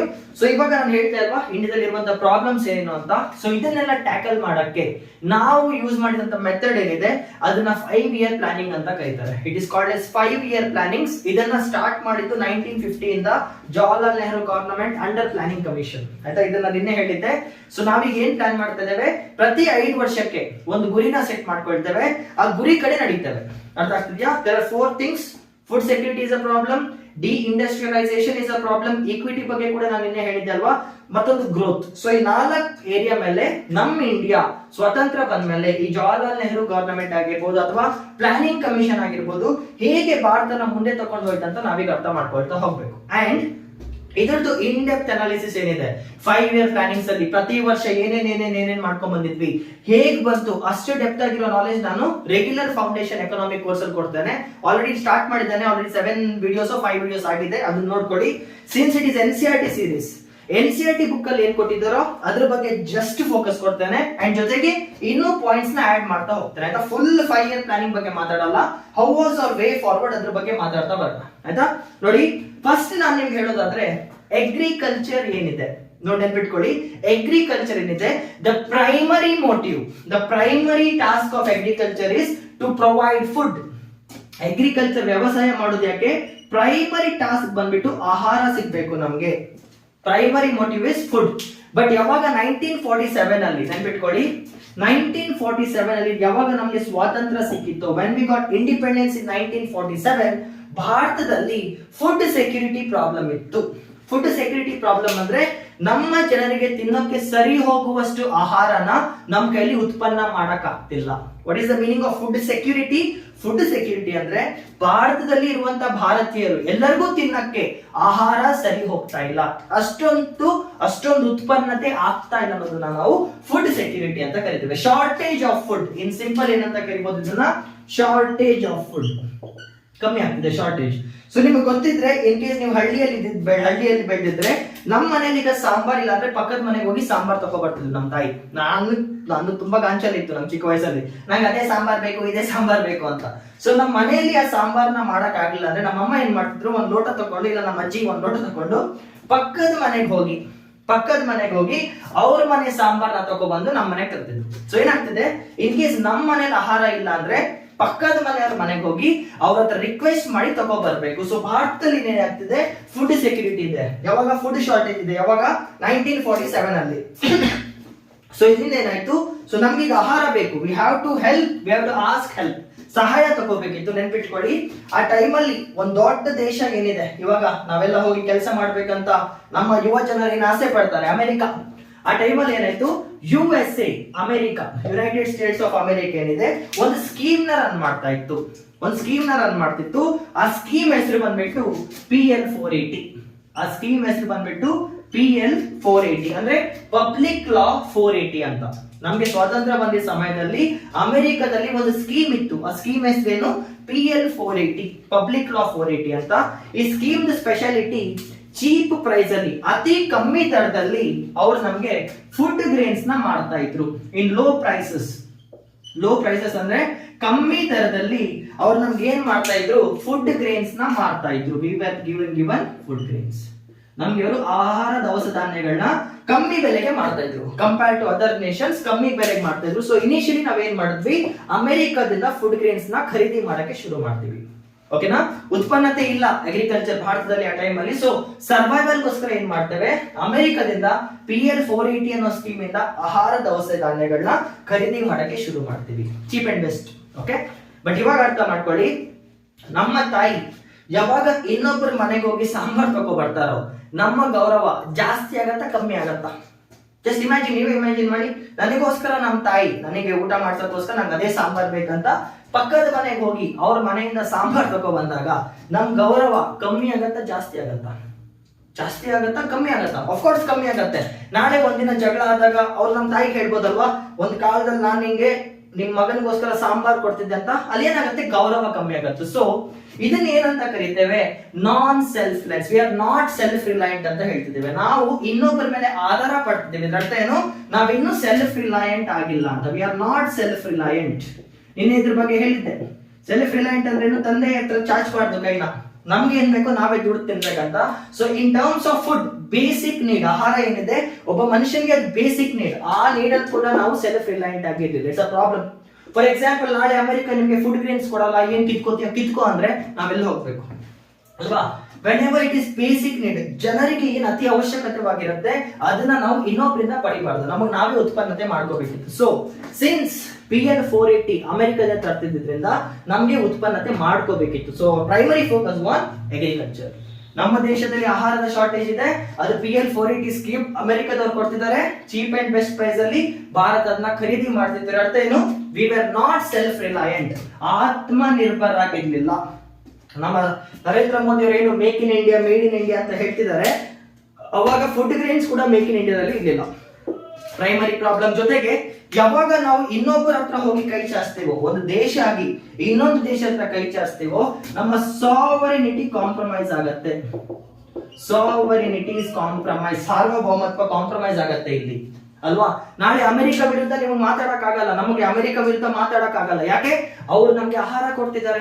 ಬೈ ಚಾನ್ಸ್ ನಾಳೆ ಅಮೆರಿಕ ಎಕ್ಸಾಂಪಲ್ 1947 ಅಲ್ಲಿ ಅಮೆರಿಕ ಬೈ ಚಾನ್ಸ್ ಹೋಗಿ ರಷ್ಯಾ ಮೇಲೆ ಅಟ್ಯಾಕ್ ಮಾಡಿದ್ರೆ ನಾವು ಯಾರ ಕಡೆ ನಿಂತ್ಕೊಳಕ್ ಆಗತ್ತೆ? Russia is our strategic partner. ಅವರು ಅಮೆರಿಕ ನಮ್ಗೆ ಫುಡ್ ಕೊಡ್ತಿದ್ದಾರೆ. ಸೊ ಇಬ್ಬರು ಕ್ಲೋಸ್ ಫ್ರೆಂಡ್ಸ್ ಫೈಟ್ ಮಾಡ್ಬೇಕಾದ್ರೆ ನೀವು ಒಬ್ಬರ ಕೆಳಗೆ ಋಣದಲ್ಲಿ ಬದುಕ್ತಾ ಇದ್ರೆ, ಇಬ್ಬರು ಫ್ರೆಂಡ್ಸ್ ಹೊಡ್ಕೊಳ್ತಾ ಇದ್ದಾರೆ, ನೀವು ಮೊದಲನೇ ಫ್ರೆಂಡ್ ಕೆಳಗೆ ಋಣದಲ್ಲಿ ಬದುಕ್ತಾ ಇದ್ರೆ ಇನ್ನೊಂದು ಫ್ರೆಂಡ್ ಗೆ ಸಪೋರ್ಟ್ ಮಾಡಕ್ ಆಗತ್ತಾ? ಇಷ್ಟ ಇದ್ರೂ ಕೂಡ ಸಪೋರ್ಟ್ ಮಾಡಕ್ ಆಗಲ್ಲ, ಅದೇ ಪ್ರಾಬ್ಲಮ್ ಬರುತ್ತೆ. So when you are dependent on other nation, ಬೇರೆ ದೇಶದ ಮೇಲೆ ಡಿಪೆಂಡೆಂಟ್ ಆಗಿದ್ರೆ ನಾವು ಸೆಲ್ಫ್ ರಿಲಯಂಟ್ ಆಗಿರಲ್ಲ. ಅಂಡ್ ನಿಮ್ಗೆ ನೆನಪಿದ್ರೆ ನಿನ್ನೆ ಹೇಳಿದ್ದೆ, ಸೆಲ್ಫ್ ರಿಲಯಂಟ್ ಕೂಡ one of the motive of 5 year planning ಅಲ್ವಾ. ಸೆಲ್ಫ್ ರಿಲಯನ್ಸ್, ಗ್ರೋತ್, ಇನ್ನೊಂದು ಫುಡ್ ಸೆಕ್ಯೂರಿಟಿ ಅಂಡ್ ಈಕ್ವಿಟಿ ಅಂತ ಏನೇನು ಹೇಳಿದ್ದೆ ನಿಮ್ಗೆ, ಇಂಡಸ್ಟ್ರಿಯಲೈಸೇಷನ್, ಅದ್ರಲ್ಲಿ ಒಂದು ಬರೋದು ಸೆಲ್ಫ್ ರಿಲಯನ್ಸ್. ಸೊ ನಮ್ ಪ್ರೈಮರಿ ಫೋಕಸ್ ಏನಿತ್ತು, ಏನಾದ್ರೂ ಮಾಡಿ ಅಮೆರಿಕದಿಂದ ಆಹಾರ ದವಸ ಧಾನ್ಯಗಳಿಗೆ ಆಸೆ ಪಡಬಾರ್ದು, ನಮಗ್ ನಾವೇ ಬೆಳೆಸ್ಕೋಬೇಕಂತ ಅನ್ಕೊಂಡ್ವಿ. ಇನ್ನೇನ್ ಬಿಟ್ಕೊಳ್ಳಿ ಇವಾಗ. ಸೊ ಪ್ರಾಬ್ಲಮ್ ಏನಿದೆ, ಭಾರತದಲ್ಲಿ ಫುಡ್ ಸೆಕ್ಯೂರಿಟಿ ಇದೆ, ಫುಡ್ ಶಾರ್ಟೇಜ್ ಇದೆ. ಅದಕ್ಕೆ ಅಮೆರಿಕದಿಂದ ನಾವು PL 480 ಅನ್ನೋ ಸ್ಕೀಮ್ ಇಂದ ಏನ್ ಮಾಡ್ತಿದ್ವಿ, ಆಹಾರ ದವಸ ಧಾನ್ಯಗಳನ್ನ ಇಂಪೋರ್ಟ್ ಮಾಡ್ತಾ ಇದ್ವಿ. This is the first thing. ಇದು ಅರ್ಥ ಆಯ್ತು. ಓಕೆ, ಯಾಕೆ ನಾವು ಇದನ್ನೆಲ್ಲ ಮಾಡ್ತಾ ಇದ್ದೇವೆ? ಯಾಕೆ ಬೇರೆ ದೇಶದಿಂದ ಖರೀದಿ ಮಾಡ್ತೀವಿ? ಭಾರತದಲ್ಲಿ ಉತ್ಪನ್ನ ಮಾಡಕ್ ಆಗಲ್ವಾ? ಏನ್ ಭಾರತದಲ್ಲಿ ನೆಲ ಇಲ್ವಾ? We are one of the second largest country ಅಲ್ವಾ. ಒಳ್ಳೆ ಮ್ಯಾಪ್, ಒಳ್ಳೆ ದೊಡ್ಡ ಕಂಟ್ರಿ ಇದೆ. ಪಾಪ್ಯುಲೇಷನ್ ವಿಷಯಕ್ಕೆ ಬಂದ್ರೆ ದೊಡ್ಡದಾಗಿದೆ. ಏಷ್ಯಾದಲ್ಲಿ ಕೂಡ we are one of the biggest countries. ತುಂಬಾ ಉದ್ದುದ್ದವಾಗಿದೆ ದೇಶ. ಮತ್ತೆ ಯಾಕೆ ನಮ್ಗೆ ಆಹಾರ ಬೆಳೆಸಕ್ ಆಗಲ್ಲ ಅಂತ ಕೇಳೋದಾದ್ರೆ ನೋಡಿ, ಅಗ್ರಿಕಲ್ಚರ್ ಸೆಕ್ಟರ್ ಏನಿದೆ, ಇಂಡಿಯನ್ ಅಗ್ರಿಕಲ್ಚರ್ ಬರೀತಾನೆ. ಇಂಡಿಯನ್ ಅಗ್ರಿಕಲ್ಚರ್ ಸೆಕ್ಟರ್ ಬಗ್ಗೆ ಮಾತಾಡೋದಾದ್ರೆ, ಇಂಡಿಯನ್ ಅಗ್ರಿಕಲ್ಚರ್ ಬಗ್ಗೆ ಮಾತಾಡೋದಾದ್ರೆ ನಮ್ಮ ದೇಶ ಏನಿದೆ ಪ್ರಿಡಾಮಿನೆಂಟ್ಲಿ, ಇವಾಗ್ಲೂ ಕೂಡ ಹೌದು, predominantly we are monsoon dependent agriculture nation. ಅಂದ್ರೆ ಮುಂಗಾರು ಮಳೆ ಮೇಲೆ ಡಿಪೆಂಡೆಂಟ್ ಆಗಿರುವಂತ ಅಗ್ರಿಕಲ್ಚರ್ ನಮ್ದು. ಇವಾಗ್ಲೂ ಕೂಡ ತುಂಬಾ ಜನ ಬೆಳೆ ಹಾಕಿದ್ಮೇಲೆ ಮೇಲ್ಗಡೆ ನೋಡ್ಕೊಂಡು ದೇವ್ರೆ ಮಳೆ ಕೊಡಪ್ಪ ಅಂತ ಕೇಳ್ಕೊಳ್ತಾರೆ, ನೋಡಿರ್ತೀರಾ ನೀವು. ಬಿಕಾಸ್ ಇವಾಗ್ಲೂ ಕೂಡ ನಮ್ಮಲ್ಲಿ ವಾಟರ್ ಶಾರ್ಟೇಜ್ ಆಗತ್ತೆ. ರೈನ್ ಫೆಡ್ ಅಗ್ರಿಕಲ್ಚರ್ ನಮ್ದು. Generally June, July, August, September, October ಅಲ್ಲಿ ಮಾನ್ಸೂನ್ಸ್ ಆಗುತ್ತೆ. ನಾನು ಚಿಕ್ಕ ವಯಸ್ಸಲ್ಲಿ ಇರ್ಬೇಕಾದ್ರೆ ಸಿಕ್ಕಾಪಟ್ಟೆ ಮಳೆ ಬರ್ತಿತ್ತು. ಬಟ್ ಇವಾಗ ಡ್ಯೂ ಟು ಗ್ಲೋಬಲ್ ವಾರ್ಮಿಂಗ್ ಈ ಪ್ರಾಬ್ಲಮ್ಸ್ ಇಂದ ಸರಿಯಾದ ಟೈಮ್ಗೆ ಮಳೆ ಕೂಡ ಬರಲ್ಲ. ತುಂಬಾ ಜನ ರೈತರು ಆತ್ಮಹತ್ಯೆ ಏನ್ ಮಾಡ್ಕೊಳ್ತಾರೆ. ಪ್ರೈಮರಿ ಫೋಕಸ್ ಇಸ್ ಅಗ್ರಿಕಲ್ಚರ್ ಇಂದ ಆಗುವಂತದ್ದು. ಬೆಳೆ ಕೈಗೆ ಬರಲ್ಲ, ಮಳೆ ಬರಲ್ಲ, ಬೆಳೆ ಬರಲ್ಲ. ಅವಾಗ ಇಮ್ಯಾಜಿನ್ ಮಾಡ್ಕೊಳ್ಳಿ, ಇವಾಗ ನಮ್ಮ ಹತ್ರ ಟೆಕ್ನಾಲಜಿ ಇದೆ, ಅವಾಗ ಟೆಕ್ನಾಲಜಿ ಕೂಡ ಇಲ್ಲ. This was the primary problem. Indian agriculture sector ಅಲ್ಲಿ ಮಾನ್ಸೂನ್ ಮಳೆ ಬೀಳಿಲ್ಲ ಅಂದ್ರೆ, ಮುಂಗಾರು ಮಳೆ ಬೀಳಿಲ್ಲ ಅಂದ್ರೆ ಪ್ರಾಬ್ಲಮ್ ಆಗುತ್ತೆ. Second one, lack of modernisation. ನಮ್ಮ ಹತ್ರ ಅವಾಗ ಮಾಡರ್ನೈಸೇಷನ್ ಇರಲಿಲ್ಲ. ಲೇಟೆಸ್ಟ್ ಟೆಕ್ನಾಲಜಿ ಅಂತ ಬರ್ಕೊಳ್ಳಿ. ಸಿಂಪಲ್ ಆಗಿ ನಮ್ಮ ಹತ್ರ ಲೇಟೆಸ್ಟ್ ಟೆಕ್ನಾಲಜಿ ಇರ್ಲಿಲ್ಲ ಆ ಟೈಮಲ್ಲಿ. ಲೇಟೆಸ್ಟ್ ಟೆಕ್ನಾಲಜಿ ಅಂದ್ರೆ ಏನು? ಟ್ರಾಕ್ಟರ್ಸ್ ನ ಬಳಸೋದಾಗಿರ್ಬೋದು, ಇರಿಗೇಷನ್ ಫೆಸಿಲಿಟೀಸ್ ಆಗಿರ್ಬೋದು ಅಲ್ವಾ. ಲೇಟೆಸ್ಟ್ ವೆರೈಟಿ ಸೀಡ್ಸ್ ನ ಹೇಳಿದ್ರು ಇನ್ನೇ, ಇಷ್ಟಿಷ್ಟು ಚಿಕ್ಕ ಹೈಟ್ ಅಲ್ಲಿ ತೆಂಗಿನ ಮರ ಬೆಳೆಯುತ್ತೆ ಅಂತ. ಅಡ್ವಾನ್ಸ್ಡ್ ಸೀಡ್ ಗಳಾಗಿರ್ಬೋದು, ಸಬ್ಸಿಡೀಸ್ ಆಗಿರ್ಬೋದು, ಫರ್ಟಿಲೈಸರ್ಸ್ ಆಗಿರ್ಬೋದು, ಕ್ರಿಮಿಕೀಟನ ನಾಶ ಮಾಡಕ್ಕೆ ರೈತರು ಸ್ಪ್ರೇ ಹೊಡಿತಾರೆ ಗೊತ್ತಾ, ಫರ್ಟಿಲೈಸರ್ಸ್ ಆಗಿರ್ಬೋದು, ಅದೆಲ್ಲ ಅವಾಗ ನಮ್ಮ ಹತ್ರ ಅವೈಲೇಬಲ್ ಇರಲಿಲ್ಲ. ಇದರಿಂದ ಏನಾಯ್ತು, ಸೆಕೆಂಡ್ ಪ್ರಾಬ್ಲಮ್ ವಾಸ್ ನಮ್ಮ ಹತ್ರ ಲೇಟೆಸ್ಟ್ ಟೆಕ್ನಾಲಜಿ ಇರಲಿಲ್ಲ. ಫಸ್ಟ್ ಆಫ್ ಆಲ್ ಮಳೆ ಮೇಲೆ ಡಿಪೆಂಡ್ ಆಗಿದ್ದೇವೆ. ಎರಡನೇದು ನಮ್ಮ ಹತ್ರ ಲೇಟೆಸ್ಟ್ ಟೆಕ್ನಾಲಜಿ ಕೂಡ ಇರಲಿಲ್ಲ. ಅಂಡ್ ಥರ್ಡ್ ಒನ್, ಅತಿ ದಾರುಣವಾದಂತ ಕಂಡೀಷನ್ ಏನಿತ್ತು, it was because of British policies. ಇದು primary task. Primary problem is British policies. ಇದು ನಮ್ಮ ದೇಶಕ್ಕೆ ಬಿದ್ದಿರುವಂತ ಅತಿ ದೊಡ್ಡ ಹೊಡೆತ, ಬ್ರಿಟಿಷ್ ಪಾಲಿಸೀಸ್. ಬ್ರಿಟಿಷ್ ಪಾಲಿಸೀಸ್ ಅಂದ್ರೆ ಏನಾಗ್ತಿತ್ತು ನೆನ್ಪಿಟ್ಕೊಳ್ಳಿ. ಇವಾಗ ಎಕ್ಸ್ಪ್ಲೇನ್ ಮಾಡ್ತೀನಿ, ಇನ್ನೇ ಮಾಡಿಲ್ಲ ನೋಡಿ. ಇಲ್ಲಿ ಒಂದು ಲ್ಯಾಂಡ್ ಇದೆ ಅಂತ ಇಟ್ಕೊಳ್ಳಿ, ಇಲ್ಲೊಂದು ಜಮೀನ್ ಇದೆ, ಇಲ್ಲೊಂದು ದೊಡ್ಡ ಜಮೀನ್ ಇದೆ ಅಂತ ಇಟ್ಕೊಳ್ಳಿ, ಆಯ್ತಾ. ಸೊ ಏನಾಗುತ್ತೆ, ಈ ಜಮೀನಲ್ಲಿ ಕೆಲಸ ಮಾಡೋರು ಇರ್ತಾರೆ, ಅವ್ರನ್ನ ನಾವು ಕಲ್ಟಿವೇಟರ್ಸ್ ಅಂತ ಕರಿತೇವೆ. ಇಂಗ್ಲಿಷ್ ಅಲ್ಲಿ. ಯಾರು ಇಲ್ಲಿ ಉತ್ಪನ್ನ ಮಾಡ್ತಿದ್ದಾರೆ ಅಥವಾ ಅವ್ರನ್ನ ಟೆನೆಂಟ್ಸ್ ಅಂತ ಕರೀತಾರೆ. ಟೆನೆಂಟ್ಸ್ ಅಂತ ಕರೀತಾರೆ, ಕಲ್ಟಿವೇಟರ್ಸ್ ಅಂತ ಕರೀತಾರೆ. ಇಲ್ಲಿ ಬಿತ್ತನೆ ಮಾಡ್ತಿರುವಂತವ್ರು. ಬಟ್ ಪ್ರಾಬ್ಲಮ್ ಏನಂದ್ರೆ, ಈ ಜಮೀನ್ ಏನಿದೆ ಅದು ಇವ್ರ ಹೆಸರಲ್ಲಿ ಇರಲ್ಲ. ಆ ಜಮೀನು ಇವ್ರ ಹೆಸರಲ್ಲಿಲ್ಲ, ಅದು ಜಮೀನ್ದಾರ್ ಕೈಯಲ್ಲಿ ಇತ್ತು. ಅವಾಗ ಜಮೀನ್ದಾರಿ ಸಿಸ್ಟಮ್ ಇತ್ತು, ನಿಮ್ಗೆ ಗೊತ್ತಿರುತ್ತೆ. ಜಾಗೀರ್ದಾರ್, ಜಮೀನ್ದಾರ್ಸ್ ಅಲ್ವಾ. ಜಮೀನ್ದಾರ್ಸ್ ಅಂದ್ರೆ ನೆಲನ ಓನ್ ಮಾಡುವಂತ ಒಬ್ಬ ವ್ಯಕ್ತಿ. ಈ ಜಮೀನ್ದಾರ್ ಏನ್ ಮಾಡ್ತಿದ್ದ, ಇಲ್ಲಿ ಕೆಲಸ ಮಾಡುವಂತ ಜನರಿಗೆ ನೆಲನ ಕೊಟ್ಟು ಇನ್ ರಿಟರ್ನ್ ಇವ್ರ ಹತ್ರ ದುಡ್ಡನ್ನ ತಗೊಳ್ತಿದ್ದ, ಪ್ರಾಫಿಟ್ಸ್ ನ ಇಸ್ಕೊಳ್ತಿದ್ದ. ಅರ್ಥ ಮಾಡ್ಕೊಳ್ಳಿ. ನಿಮಗ್ ನಾನು ನೆಲ ಕೊಡ್ತೇನೆ, ಕೆಲಸ ಮಾಡ್ಕೊಂಡಿರು, ಬರುವಂತ ಲಾಭನ ಇವನು ಸಕ್ ಮಾಡ್ತಿದ್ದ. ತಿಗಣೆ ತರ ಇವರು. ಅರ್ಥ ಆಗ್ತಿದ್ಯಾ? ನೆಲ ಕೊಟ್ಟಿದ್ದಾರೆ, ಇವ್ರ ಪಾಪ ದುಡಿತಿದ್ದಾರೆ, ದುಡ್ದ ಮೇಲೆ ಬರುವಂತ ಮ್ಯಾಕ್ಸಿಮಮ್ ಪ್ರಾಫಿಟ್ ನ ಜಮೀನ್ದಾರ್ ಕಿತ್ಕೊಳ್ತಿದ್ದ. ಇದಾದ್ಮೇಲೆ ಜಮೀನ್ದಾರ್ ಇದ್ರಲ್ಲಿ ಬರುವಂತ ಕೆಲವೊಂದು ಪ್ರಾಫಿಟ್ ನ ಬ್ರಿಟಿಷ್ ಆಫೀಸರ್ಸ್ಗೆ ಶೇರ್ ಕೊಡ್ತಿದ್ದ. ಬ್ರಿಟಿಷರ್ಸ್ ಕೂಡ ಕೊಡ್ಬೇಕಿತ್ತು. ಅರ್ಥ ಆಗ್ತಿದ್ಯಾ? ಸೊ ಜಮೀನ್ದಾರ್ಸ್ ಹತ್ರ ತುಂಬಾ ದೊಡ್ಡ 50 ಎಕರೆ 100 ಎಕರೆ ಜಮೀನ್ ಇದೆ. ಅದರಲ್ಲಿ ತುಂಬಾ ಜನ ಕೆಲಸ ಮಾಡ್ತಿದ್ದಾರೆ, ಅವರಿಗೆ ಕೂಲಿ ಕೊಡ್ತಿದ್ದಾರೆ. ಬೆಳೆ ಬರ್ಲಿ ಬಿಡ್ಲಿ, ಎಷ್ಟು ಹೇಳಿದಾನೋ ಅಷ್ಟು ತಗೊಳ್ತಾ ಇದ್ದ. ಅದರಲ್ಲಿ ಬ್ರಿಟಿಷರ್ಸ್ಗೆ ಡೀಲ್ ಮಾಡಿ ಕೊಡ್ತಿದ್ದ. ಸೊ ಏನಾಗ್ತಿದೆ ಇಲ್ಲಿ, ಉಳುವವನ ಹತ್ರ ನೆಲ ಇಲ್ಲ. ಉಳುವವನ್ ನೀವು in case recent Kaatera film ನ ನೋಡಿದ್ರೆ, ಬೈ ಚಾನ್ಸ್ ನೋಡಿ, ಚೆನ್ನಾಗಿದೆ ಫಿಲ್ಮ್. ಕಾಟೇರ ದರ್ಶನ್ ಅವ್ರ ಫಿಲ್ಮ್ ನ ನೋಡಿದ್ರೆ ಇದೇ ಕಾನ್ಸೆಪ್ಟ್ ಮೇಲೆ ಮೂವಿ ಮಾಡಿದ್ದಾರೆ. ಅಂದ್ರೆ ಉಳುವವನೇ ಒಡೆಯ ಅನ್ನೋ ಕಾನ್ಸೆಪ್ಟ್. ಆಯ್ತಾ? ಸೊ ಇಲ್ಲಿ ಏನಾಗ್ತಿದೆ, ನೆಲನ ಯಾರೋ ಬಿತ್ತನೆ ಮಾಡ್ತಿದ್ದಾರೆ, ಯಾರೋ ಉಳುಮೆ ಮಾಡ್ತಿದ್ದಾರೆ, ಯಾರೋ ಫಸಲ್ ತೆಗಿತಿದ್ದಾರೆ. ಬಟ್ ಅದ್ರ ಲಾಭ ಯಾರಿಗೆ ಹೋಗ್ತಿದೆ? ಜಮೀನ್ದಾರ್ಸ್ ಹೋಗ್ತಿದೆ. ಅಲ್ಲಿ ಬರುವಂತ ಶೇರ್ ಯಾರಿಗೆ ಹೋಗ್ತಿದೆ? ಬ್ರಿಟಿಷ್ ಆಫೀಸರ್ಸ್ ಹೋಗ್ತಿದೆ. ಸೊ ಭಾರತದಲ್ಲಿ ಸ್ವಾತಂತ್ರ್ಯ ಬಂದಾಗ ಜಮೀನ್ದಾರಿ ಸಿಸ್ಟಮ್ ಕೂಡ ಇತ್ತು. ಸೊ ಇವಾಗ ನಮ್ಮ ಪ್ರಾಬ್ಲಮ್ಸ್ ಅರ್ಥ ಆಗ್ತಿದ್ಯಾ? Agriculture sector major problems. Monsoon Fed, ಮುಂಗಾರು ಮಳೆಯಿಂದ ಬರುತ್ತೆ. ಲೇಟೆಸ್ಟ್ ಟೆಕ್ನಾಲಜಿ ಕೂಡ ಇಲ್ಲ. ಥರ್ಡ್ ಒನ್, ಬ್ರಿಟಿಷ್ ಪಾಲಿಸೀಸ್ ಇಂದ ನಾವು ಹೊಡೆಸ್ಕೊಳ್ತಾ ಇದ್ವಿ. ಸೊ ಈಗ ನಾವೇನ್ ಮಾಡ್ಬೇಕು? ಈ ಪ್ರಾಬ್ಲಮ್ಸ್ಗೆ ಸೊಲ್ಯೂಷನ್ಸ್ ನ ತರಕ್ಕೆ ಸ್ಟಾರ್ಟ್ ಮಾಡ್ಬೇಕಲ್ವಾ? ಒಂದ್ ನಿಮಿಷ. ಈ ಪರ್ಟಿಕ್ಯುಲರ್ ಪ್ರಾಬ್ಲಮ್ಸ್ ನಾವ್ ಏನ್ ಮಾಡ್ಬೇಕು? ಈಗ ಸೊಲ್ಯೂಷನ್ಸ್ ತರ ಸ್ಟಾರ್ಟ್ ಮಾಡ್ಬೇಕು. ಸೊ ಸೊಲ್ಯೂಷನ್ಸ್ ಯಾವ ತರ ಬರಕ್ ಸ್ಟಾರ್ಟ್ ಆಯ್ತು? ಫಸ್ಟ್, ಈ ಮೂರರಲ್ಲಿ ನಿಮ್ಗೆ ಅತಿ ಮುಖ್ಯವಾಗಿ ಕಾಣುವಂತ ಪ್ರಾಬ್ಲಮ್ ಯಾವುದು? ನಿಮ್ಗೆ ಏನ್ ಅನ್ಸುತ್ತೆ? ಮಳೆನಾ, ಅಥವಾ ಲೇಟೆಸ್ಟ್ ಟೆಕ್ನಾಲಜಿ ಇಲ್ವಾ, ಅಥವಾ ಬ್ರಿಟಿಷ್ ಪಾಲಿಸೀಸ್? ನಿಮ್ಗೆ ಯಾವ್ದು ಅನ್ಸುತ್ತೆ? ಅತಿ ಮುಖ್ಯವಾಗಿ ನೀವೆಲ್ಲರೂ ಪ್ರೈಮ್ ಮಿನಿಸ್ಟರ್ ಆಗಿದ್ರೆ, ನೀವು ಜವಾಹರ್ಲಾಲ್ ನೆಹರು ಅವರು ಆಗಿದ್ರೆ, ಆ ಟೈಮಲ್ಲಿ ಸರ್ಕಾರ ನಿಮ್ ಕೈ ಬಂದಿದ್ರೆ, ಈ ಮೂರರಲ್ಲಿ ಅತಿ ಮೊದಲು ನೀವು ಯಾವ್ದನ್ನ ಡಿಲೀಟ್ ಮಾಡಕ್ಕೆ ಯೋಚನೆ ಮಾಡ್ತೀರಿ? Think about your self. Being civil servants ಇಷ್ಟು ನಿಮ್ ತಲೆಯಲ್ಲಿ ಇರ್ಬೇಕು. ನಾನು ನಿಮ್ಗೆ ಪ್ರಾಬ್ಲಮ್ ಹೇಳಿದ್ದೇನೆ, ಭಾರತದಲ್ಲಿ ಅಂತ ಕಷ್ಟಗಳನ್ನ ಹೇಳಿದ್ದೇನೆ. ನೀವೀಗ ಒಬ್ಬ ಸಿವಿಲ್ ಸರ್ವೆಂಟ್ ಆಗಿ, ಒಬ್ಬ IAS ಆಫೀಸರ್ ಆಗಿ, ಅಥವಾ ಪ್ರೈಮ್ ಮಿನಿಸ್ಟರ್ ಆಗಿ, ಈ ಮೂರರಲ್ಲಿ ಯಾವ್ದು ಪ್ರಾಬ್ಲಮ್ ನ ಫಸ್ಟ್ ಟ್ಯಾಕಲ್ ಮಾಡಕ್ಕೆ ಯೋಚನೆ ಮಾಡ್ತೀರಾ? ಕಮೆಂಟ್ ಮಾಡಿ. Okay, you can comment it. And yes, ಇನ್ನೊಂದು ಗುರು, ಇನ್ ಕೇಸ್ ನೀವು ನನ್ನ ವಿಡಿಯೋಸ್ ನೋಡ್ತಾ ಇದ್ರೆ ಇಷ್ಟ ಆದ್ರೆ ಲೈಕ್ ಮಾಡೋದು ಮರಿಬೇಡಿ ಅಂತ. ನಂಗೆ ಖುಷಿ ಆಗುತ್ತೆ ಅಷ್ಟೇ, ಬೇರೆ ಏನಿಲ್ಲ, ದುಡ್ಡೇನು ಬರಲ್ಲ, ಖುಷಿ ಆಗುತ್ತೆ. So monsoon, latest technology problem, Britishers, ಯಾವುದು ನಿಮ್ಮ ಮೇಜರ್ ಫೋಕಸ್? ಆಕ್ಚುಲಿ ಇವಾಗ ಕೇಳಿಸ್ಕೊಳ್ಳಿ, ಆಕ್ಚುಲಿ ನಮ್ಮ ಸರ್ಕಾರ ಏನಿತ್ತು, ಈ ಮೂರರ ಮೇಲೆ ಕೂಡ ಫೋಕಸ್ ಮಾಡ್ತು. We focused on all 3 of them. Okay, and these 3 becomes your chapter. ಇದೊಂದು ದೊಡ್ಡ ಚಾಪ್ಟರ್ ಆಗಿ ಕನ್ವರ್ಟ್ ಆಗುತ್ತೆ. ಯಾವಾಗ ನಾನು ರೆಗ್ಯುಲರ್ ಎಕಾನಮಿ ಕ್ಲಾಸಸ್ ನ ಕಂಟಿನ್ಯೂ ಮಾಡ್ತೇನೆ, ಫೌಂಡೇಶನ್ ಕೋರ್ಸ್, ಅವಾಗ ಇದ್ರ ಬಗ್ಗೆ ಫುಲ್ ಡೀಪ್ ಆಗಿ ಮಾತಾಡ್ತೇನೆ. ಬಟ್ ಫಾರ್ ನೌ ನೆನ್ಪಿಟ್ಕೊಳ್ಳಿ, ದ ಪ್ರೈಮರಿ ಪ್ರಾಬ್ಲಮ್, ನೀವು ನನಗೆ ಕೇಳೋದಾದ್ರೆ ಇಂಡಿಯಾದಲ್ಲಿ ಇದ್ದಂತ primary problem is British policies. ನಾವ್ ಇದನ್ನ ಎತ್ತಬೇಕಿತ್ತು, ಜಮೀನ್ದಾರಿ ಸಿಸ್ಟಮ್ ನ ರಿಮೂವ್ ಮಾಡ್ಬೇಕಿತ್ತು. ಅದಕ್ಕೋಸ್ಕರ ಸರ್ಕಾರ ಒಂದು ಸ್ಪೆಷಲ್ ರಿಫಾರ್ಮ್ ನ ತರುತ್ತೆ. Very famous reform that is called as first one, land reforms ನ ಇಂಟ್ರೊಡ್ಯೂಸ್ ಮಾಡ್ತಾರೆ. ಲ್ಯಾಂಡ್ ರಿಫಾರ್ಮ್ಸ್ ಕೇಳಿರ್ತೀರಾ ನೀವು? ಲ್ಯಾಂಡ್ ರಿಫಾರ್ಮ್ಸ್ ತರುತ್ತೆ, ಗೊತ್ತಿದೆಯಾ? ಇದು ಪಾಲಿಟಿ ಕ್ಲಾಸ್ ಅಲ್ಲಿ ನಾನು ತುಂಬಾ ಚೆನ್ನಾಗಿ ಹೇಳಿದ್ದೆ. ಒಂದು landmark judgment land reforms ಮೇಲೆ ನಿಂತ್ಕೊಂಡಿದೆ. ಕೇಶವಾನಂದ ಭಾರತಿ ಕೇಸ್ ನೆನಪಿರುತ್ತೆ ನಿಮ್ಗೆ? ನಾನು ಇನ್ ಪಾಲಿಟಿ ಕ್ಲಾಸ್ ಅಲ್ಲಿ ಹೇಳಿದ್ದೆ, ಲ್ಯಾಂಡ್ ರಿಫಾರ್ಮ್ಸ್ ಅಂದ್ರೆ ಏನು? ಈ ಉಳುವವನೇ ಒಡೆಯ ಮಾಡ್ಬೇಕಿತ್ತು. ಸೊ ಏನಾಗ್ತಿತ್ತು ಇಲ್ಲಿ, ಈ ಜಮೀನ್ ನೋಡಿ ಹೇಳ್ತೇನೆ, ಟೆನ್ಷನ್ ತಗೋಬೇಡಿ, ಗೊತ್ತಿಲ್ಲ ನಾನು ಇವಾಗ ಹೇಳ್ತೇನೆ. ಕಾನ್ಸೆಪ್ಟ್ ಏನಂದ್ರೆ, ನೆಲ ಏನಿದೆ ಇವ್ರ ಹೆಸರಲ್ಲಿದೆ, ಅದು ಇವ್ರ ಹೆಸರು ಬರ್ಬೇಕಿತ್ತು. ಸೊ ಏನ್ ಮಾಡ್ತಾರೆ ಸರ್ಕಾರದವರು? ಒಂದು ಪಾಲಿಸಿ ತಗೋಬರ್ತಾರೆ, ಉಳುವವನೇ ಒಡೆಯ. ದ ಒನ್ ಹೂ ಕಲ್ಟಿವೇಟ್ಸ್, ಉಳುವವನೇ ಒಡೆಯ ಅಂದ್ರೆ the one who cultivates, the cultivator, ಉಳುವವನು, the cultivator is the new owner. The cultivator is the new owner. ಯಾರು ಉಳುಮೆ ಮಾಡ್ತಾರೋ ಅವರೇ ಆ ನೆಲದ ಓನರ್ ಆಗ್ತಾರೆ ಅಂತ ಹೇಳ್ತಾರೆ. ಯಾರು ಉಳುಮೆ ಮಾಡ್ತಾರೋ ಅವರೇ ಆ ನೆಲದ ಓನರ್ ಆಗ್ತಾರಂತ.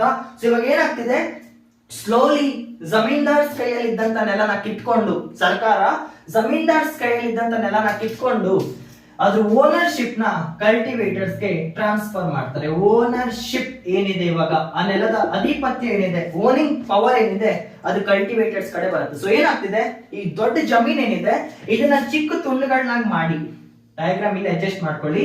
ಈ ದೊಡ್ಡ ಜಮೀನ್ ಏನಿದೆ, ಈ ಜಮೀನ್ ಚಿಕ್ಕ ತುಂಡುಗಳಾಗಿ ಮಾಡಿ ಇದ್ರಲ್ಲಿ ಕೆಲಸ ಮಾಡುವಂತ ವ್ಯಕ್ತಿಗಳಿಗೆ ಬರೆದು ಕೊಡಕ್ಕೆ ಸರ್ಕಾರ ಸ್ಟಾರ್ಟ್ ಮಾಡ್ತು. ಇಲ್ಲೊಬ್ಬನಿಗೆ ಸಿಕ್ತು, ಇಲ್ಲೊಬ್ಬನಿಗೆ ಸಿಕ್ತು, ಇಲ್ಲೊಬ್ಬನಿಗೆ ಸಿಕ್ತು, ಈ ತರ ಸಿಗಕ್ ಹೋಗುತ್ತೆ. ಒಂದು ಟೈಮಲ್ಲಿ ನೆಲನೇ ಇಲ್ಲಿದ್ದವ್ರು ಕೂಡ ಏನಾಗುತ್ತೆ, ಉಳಿಮೆ ಮಾಡಕ್ಕೆ ನೆಲನ ಪಡ್ಕೊಳ್ತಾರೆ. ಇವಾಗ ಅರ್ಥ ಮಾಡ್ಕೊಳ್ಳಿ, ಜಸ್ಟ್ ಈಗ ಎಕ್ಸಾಂಪಲ್ ಕೊಡ್ತೇನೆ. ಅಂದ್ರೆ ಯಾಕೆ ಸರ್ಕಾರ ಇದನ್ನ ಮಾಡ್ತು ಅಂತ ನೀವೀಗ ಅರ್ಥ ಮಾಡ್ಕೋಬೇಕು. I give the example. ನೋಡಿ, ನೀವೀಗ ನಿಮ್ ಮನೇಲಿ ಇದ್ದೀರಾ ಅನ್ಕೊಳ್ಳಿ. ನಿಮ್ ಮನೇಲಿ ಇದ್ದೀರಾ, ನಿಮ್ ರೂಮ್ ಗಲೀಜಾಗಿದೆ. ನೀವೀಗ ಮನೇಲಿ ಇದ್ದೀರಾ, ನಿಮ್ ರೂಮ್ ಗಲೀಜಾಗಿದೆ. ಅದೇ ತರ ನೀವ್ ಫ್ರೆಂಡ್ ಮನೆಗೆ ಹೋದ್ರಿ, ಅವನ್ ರೂಮ್ ಗಲೀಜಾಗಿದೆ. ನಿಮ್ ರೂಮ್ ಕೂಡ ಗಲೀಜಾಗಿದೆ, ಅವನ್ ರೂಮ್ ಕೂಡ ಗಲೀಜಾಗಿದೆ. ಆಯ್ತಾ? ಸೊ ಇವಾಗ ಏನಾಗತ್ತೆ, ರೂಮ್ ನ ಕ್ಲೀನ್ ಮಾಡು, ನಾನ್ ನಿಮ್ಮ ಹತ್ರ ಬಂದು ನಿನ್ ರೂಮ್ ನ ಕ್ಲೀನ್ ಮಾಡು, ನಿನ್ ಫ್ರೆಂಡ್ ರೂಮ್ ನ ಕ್ಲೀನ್ ಮಾಡು ಅಂತ ಹೇಳ್ತಾ ಇದ್ದೇನೆ. ನಾನ್ ನಿನ್ ರೂಮ್ ನು ಕ್ಲೀನ್ ಮಾಡ ಅಂತ ಹೇಳ್ತಿದ್ದೇನೆ, ನಿನ್ ಫ್ರೆಂಡ್ ರೂಮ್ ನ ಕೂಡ ಕ್ಲೀನ್ ಮಾಡ ಅಂತ ಹೇಳ್ತಿದ್ದೇನೆ. ಇವಾಗ ಹೇಳಿ ನೀವು ನಿಮ್ ರೂಮ್ ನ ಜಾಸ್ತಿ ಕ್ಲೀನ್ ಮಾಡ್ತೀರಾ, ನಿಮ್ ಫ್ರೆಂಡ್ ರೂಮ್ ನ ಜಾಸ್ತಿ ಕ್ಲೀನ್ ಮಾಡ್ತೀರಾ? Just you imagine yourself. ನೀವು ನಿಮ್ ರೂಮ್ ನ ಜಾಸ್ತಿ ಕ್ಲೀನ್ ಮಾಡ್ತೀರಾ, ನಿಮ್ ಫ್ರೆಂಡ್ ರೂಮ್ ನ ಜಾಸ್ತಿ ಕ್ಲೀನ್ ಮಾಡ್ತೀರಾ? ಆಫ್ ಕೋರ್ಸ್ ನೀವು ನಿಮ್ ರೂಮ್ ನೇ ಜಾಸ್ತಿ ಕ್ಲೀನ್ ಮಾಡ್ತೀರಾ. ಯಾಕೆ? ಆ ರೂಮ್ ನಿಮ್ದು. ಅದೇ ತರ ಏನಾಗತ್ತೆ, ಈಗ ಒಬ್ಬ ವ್ಯಕ್ತಿ ಬೇರೆಯವ್ರ ಜಮೀನಲ್ಲಿ ಕೆಲಸ ಮಾಡಿದ್ರೆ ಜಾಸ್ತಿ ಅವ್ನು ಕಷ್ಟ ಪಡಲ್ಲ ಅಲ್ವಾ? ಈ ವ್ಯಕ್ತಿ ಇವನ್ ಕೆಳಗೆ ಕೆಲಸ ಮಾಡಿದ್ರೆ ಇಲ್ಲಿ ಜಾಸ್ತಿ ಕೆಲಸ ಮಾಡಲ್ಲ. ಬಟ್ ಏನಾಗತ್ತೆ, ಇವಾಗ ಇವ್ರ ಹತ್ರನೇ ನೆಲ ಇದ್ರೆ, ಇವ್ರ ಹೆಸರಲ್ಲಿ ಜಮೀನ್ ಇದ್ರೆ, ಈ ವ್ಯಕ್ತಿ ಹೆಸರಲ್ಲಿ ಈಗ ಜಮೀನ್ ಇದ್ರೆ, ಈ ವ್ಯಕ್ತಿ ಏನ್ ಮಾಡ್ತಾನೆ, ಈಗ ಜಾಸ್ತಿ ಕಷ್ಟ ಪಡ್ತಾನೆ. ಈ ಸ್ಟಾರ್ಟ್ಸ್ ವರ್ಕಿಂಗ್ ಮೋರ್ ಬಿಕಾಸ್ ಇವ್ರ ನೆಲ ಅಲ್ವಾ, ಇದು ಇವ್ರ ತೋಟ, ಇವ್ರ ಗದ್ದೆ. ಸೊ ಏನಾಗತ್ತೆ, ಇದರಿಂದ ಉತ್ಪನ್ನತೆ ಜಾಸ್ತಿ ಆಗತ್ತೆ. This increases the production. ನಿಮ್ಮ ಫ್ಯಾಕ್ಟರಿಯಲ್ಲಿ ನೀವು ಕೆಲಸ ಮಾಡೋದಕ್ಕೂ, ನಿಮ್ಮ ಕಂಪನಿಯಲ್ಲಿ ನೀವು ಕೆಲಸ ಮಾಡೋದಕ್ಕೂ, ನಿಮ್ಮ ಕಾರ್ನ ನೀವು ಓಡಿಸೋದಕ್ಕೂ ತುಂಬಾ ಖುಷಿ ಇರುತ್ತೆ, ಆತ್ಮಸಂತೃಪ್ತಿ. ಸೊ ಏನಾಗತ್ತೆ, ಇಲ್ಲಿ ಈ ವ್ಯಕ್ತಿಗೆ ಈ ನೆಲನ ಕೊಟ್ಟ ಮೇಲೆ, ಈ ನೆಲ ಇವ್ರದಲ್ವಾ, ಸೊ ಏನಾಗತ್ತೆ, ಜಾಸ್ತಿ ಎಫಿಷಿಯಂಟ್ ಆಗಿ ಕೆಲಸ ಮಾಡ್ತಾರೆ. ಮೋರ್ ವರ್ಕ್, ಜಾಸ್ತಿ ಖುಷಿಯಿಂದ ಕೆಲಸ ಮಾಡ್ತಾರೆ. He is working more. ಅವ್ರ ನೆಲ ಅಲ್ವಾ? ಸೊ ಬರುವಂತ ಪ್ರಾಫಿಟ್ ಏನಿದೆ, ಮೊದಲು ಬರುವಂತ ಪ್ರಾಫಿಟ್ ಜಮೀನ್ದಾರ್ಗೆ ಹೋಗ್ತಿತ್ತು, ಇವಾಗ ಬರುವಂತ ಲಾಭ ವ್ಯಕ್ತಿ ಹತ್ರ ಹೋಗ್ತಿದೆ. ಇವಾಗ ಬರುವಂತ ಲಾಭ ಯಾರಿಗೆ ಹೋಗ್ತಿದೆ? ಆ ವ್ಯಕ್ತಿ ಹತ್ರ ಹೋಗ್ತಿದೆ. ಸೊ ಏನಾಗುತ್ತೆ, ಈಗ ಸ್ಲೋಲಿ ಅಗ್ರಿಕಲ್ಚರ್ ಪ್ರೊಡಕ್ಷನ್ ಜಾಸ್ತಿ ಆಯ್ತು. There was an increase in agriculture production. Agriculture ಇಂದ ಬರುವಂತ ಉತ್ಪನ್ನ ಏನಿದೆ ಅದು ಇವಾಗ ಲ್ಯಾಂಡ್ ರಿಫಾರ್ಮ್ಸ್ ಇಂದ ಜಾಸ್ತಿ ಆಗಕ್ಕೆ ಶುರುವಾಯಿತು. It was more. But problem ಏನಂದ್ರೆ, ಈ ಅಗ್ರಿಕಲ್ಚರ್ ರಿಫಾರ್ಮ್ ಏನಿದೆ, ಈ ಲ್ಯಾಂಡ್ ರಿಫಾರ್ಮ್ಸ್ ಏನಿದೆ, ಇದು ಪ್ರತಿಯೊಂದು ರಾಜ್ಯದಲ್ಲಿ ಕೂಡ ಸರಿಯಾಗಿ ಇಂಪ್ಲಿಮೆಂಟ್ ಆಗಲಿಲ್ಲ. It was not so successful. But ಯಾವ ಸ್ಟೇಟ್ ಅಲ್ಲಿ ಇದು ತುಂಬಾ ಸಕ್ಸಸ್ಫುಲ್ ಆಗಿತ್ತಂದ್ರೆ, ಒಂದು ಕೇರಳದಲ್ಲಿ ತುಂಬಾ ಸಕ್ಸಸ್ಫುಲ್ ಆಗಿದ್ದು. It was very famously successful in Kerala.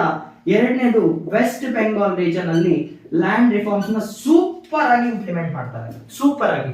ಇದ್ರ ಮೇಲೆ ತುಂಬಾ ಲ್ಯಾಂಡ್ ಮಾರ್ಕ್ ಜಡ್ಜ್ಮೆಂಟ್ಸ್ ಬಂದಿದೆ. Kesavananda Bharati case, basic structure doctrine, ಪಾಲಿಟಿಯಲ್ಲಿ ಬರುತ್ತೆ ಇದು.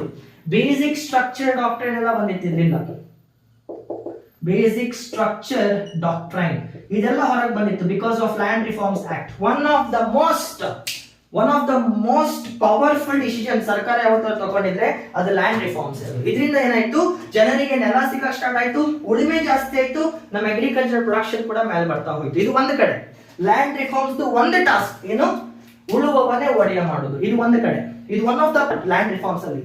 ಸೆಕೆಂಡ್ ಪಾರ್ಟ್ ಬಗ್ಗೆ ಮಾತಾಡೋದಾದ್ರೆ, ಲ್ಯಾಂಡ್ ರಿಫಾರ್ಮ್ಸ್ ಅಲ್ಲಿ ಬರುವಂತ ಸೆಕೆಂಡ್, ಇನ್ನು ಲ್ಯಾಂಡ್ ರಿಫಾರ್ಮ್ಸ್ ಅಲ್ಲಿ ಇದ್ದೇನೆ ನಾನು, ಇನ್ನು ಇದೆರಡಕ್ಕೆ ಬಂದಿಲ್ಲ ಆಯ್ತಾ, ಇನ್ನು ಇಲ್ಲೇ ಇದ್ದಾನೆ. ಲ್ಯಾಂಡ್ ರಿಫಾರ್ಮ್ಸ್ ಸೆಕೆಂಡ್ ಪಾರ್ಟ್ ಬರೋದಾದ್ರೆ, it was land ceiling act. Land ceilings ಕೂಡ ಮಾಡ್ತಾರೆ. Land ceilings act.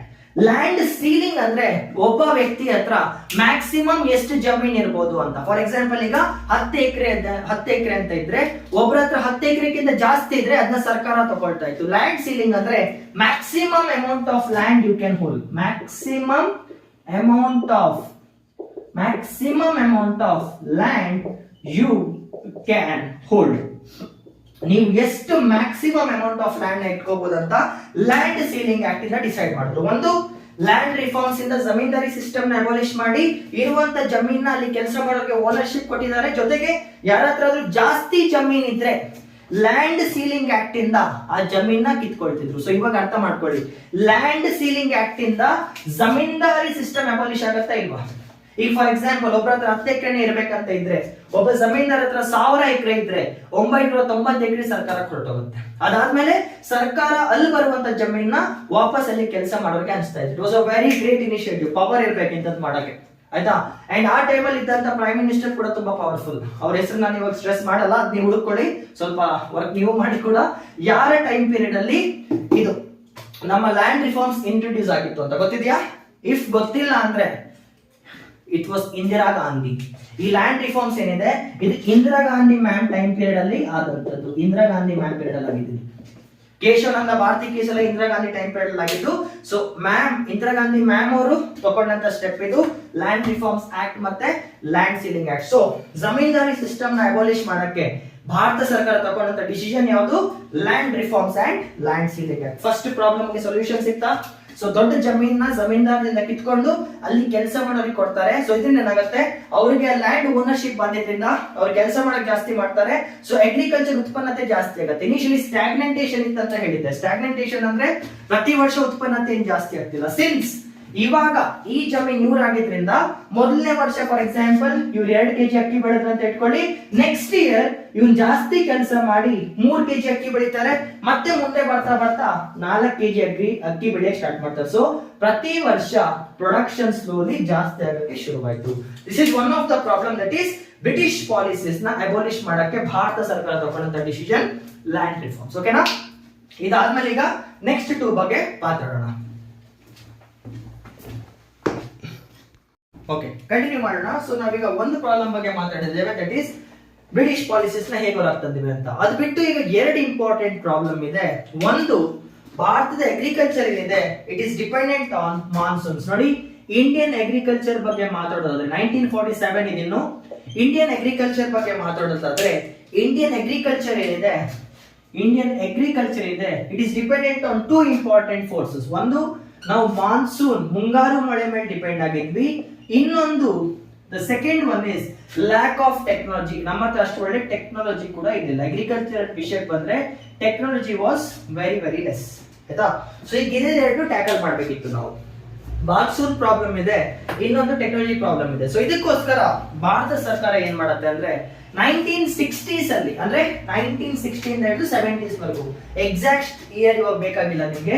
ಸೊ 1960 ಇಂದ ಹಿಡಿದು 70s ವರೆಗೂ we start focusing on agriculture. 5 year plannings ಅಲ್ಲಿ ಬರುವಾಗ 1960s ಇಂದ 70s ವರೆಗೂ ಈ ಟೈಮ್ ಪೀರಿಯಡ್ ಅಲ್ಲಿ ನಾವು ಅಗ್ರಿಕಲ್ಚರ್ ಮೇಲೆ ಫೋಕಸ್ ಮಾಡ್ತೇವೆ. ಅಂಡ್ ನೆನ್ಪಿಟ್ಕೊಳ್ಳಿ, ಇಂಡಿಯಾದಲ್ಲಿ in order to succeed in this problems, ಇದೆರಡು ಪ್ರಾಬ್ಲಮ್ ನ ಟ್ಯಾಕಲ್ ಮಾಡಕ್ಕೋಸ್ಕರ ನಾವು 1965 ಆದ್ಮೇಲೆ, ಎಸ್ಪೆಷಲಿ 1965-66 ಮಿಡಲ್ ಬರುತ್ತೆ, ಭಾರತದಲ್ಲಿ ಫಸ್ಟ್ ಗ್ರೀನ್ ರೆವಲ್ಯೂಷನ್ ನಡೆಯುತ್ತೆ. First green revolution. ಏನಿದು first green revolution? I will explain ನಾವು. ನೋಡಿ, ಫಸ್ಟ್ ಗ್ರೀನ್ ರೆವಲ್ಯೂಷನ್ ಅಂದ್ರೆ first of all green revolution ಅಂದ್ರೆ it is research. Green revolution itself stands for research and development. ಏನೋ ಸಂಶೋಧನೆ ಮಾಡ್ತಾ ಇದ್ದೇವೆ. We are trying to do some research.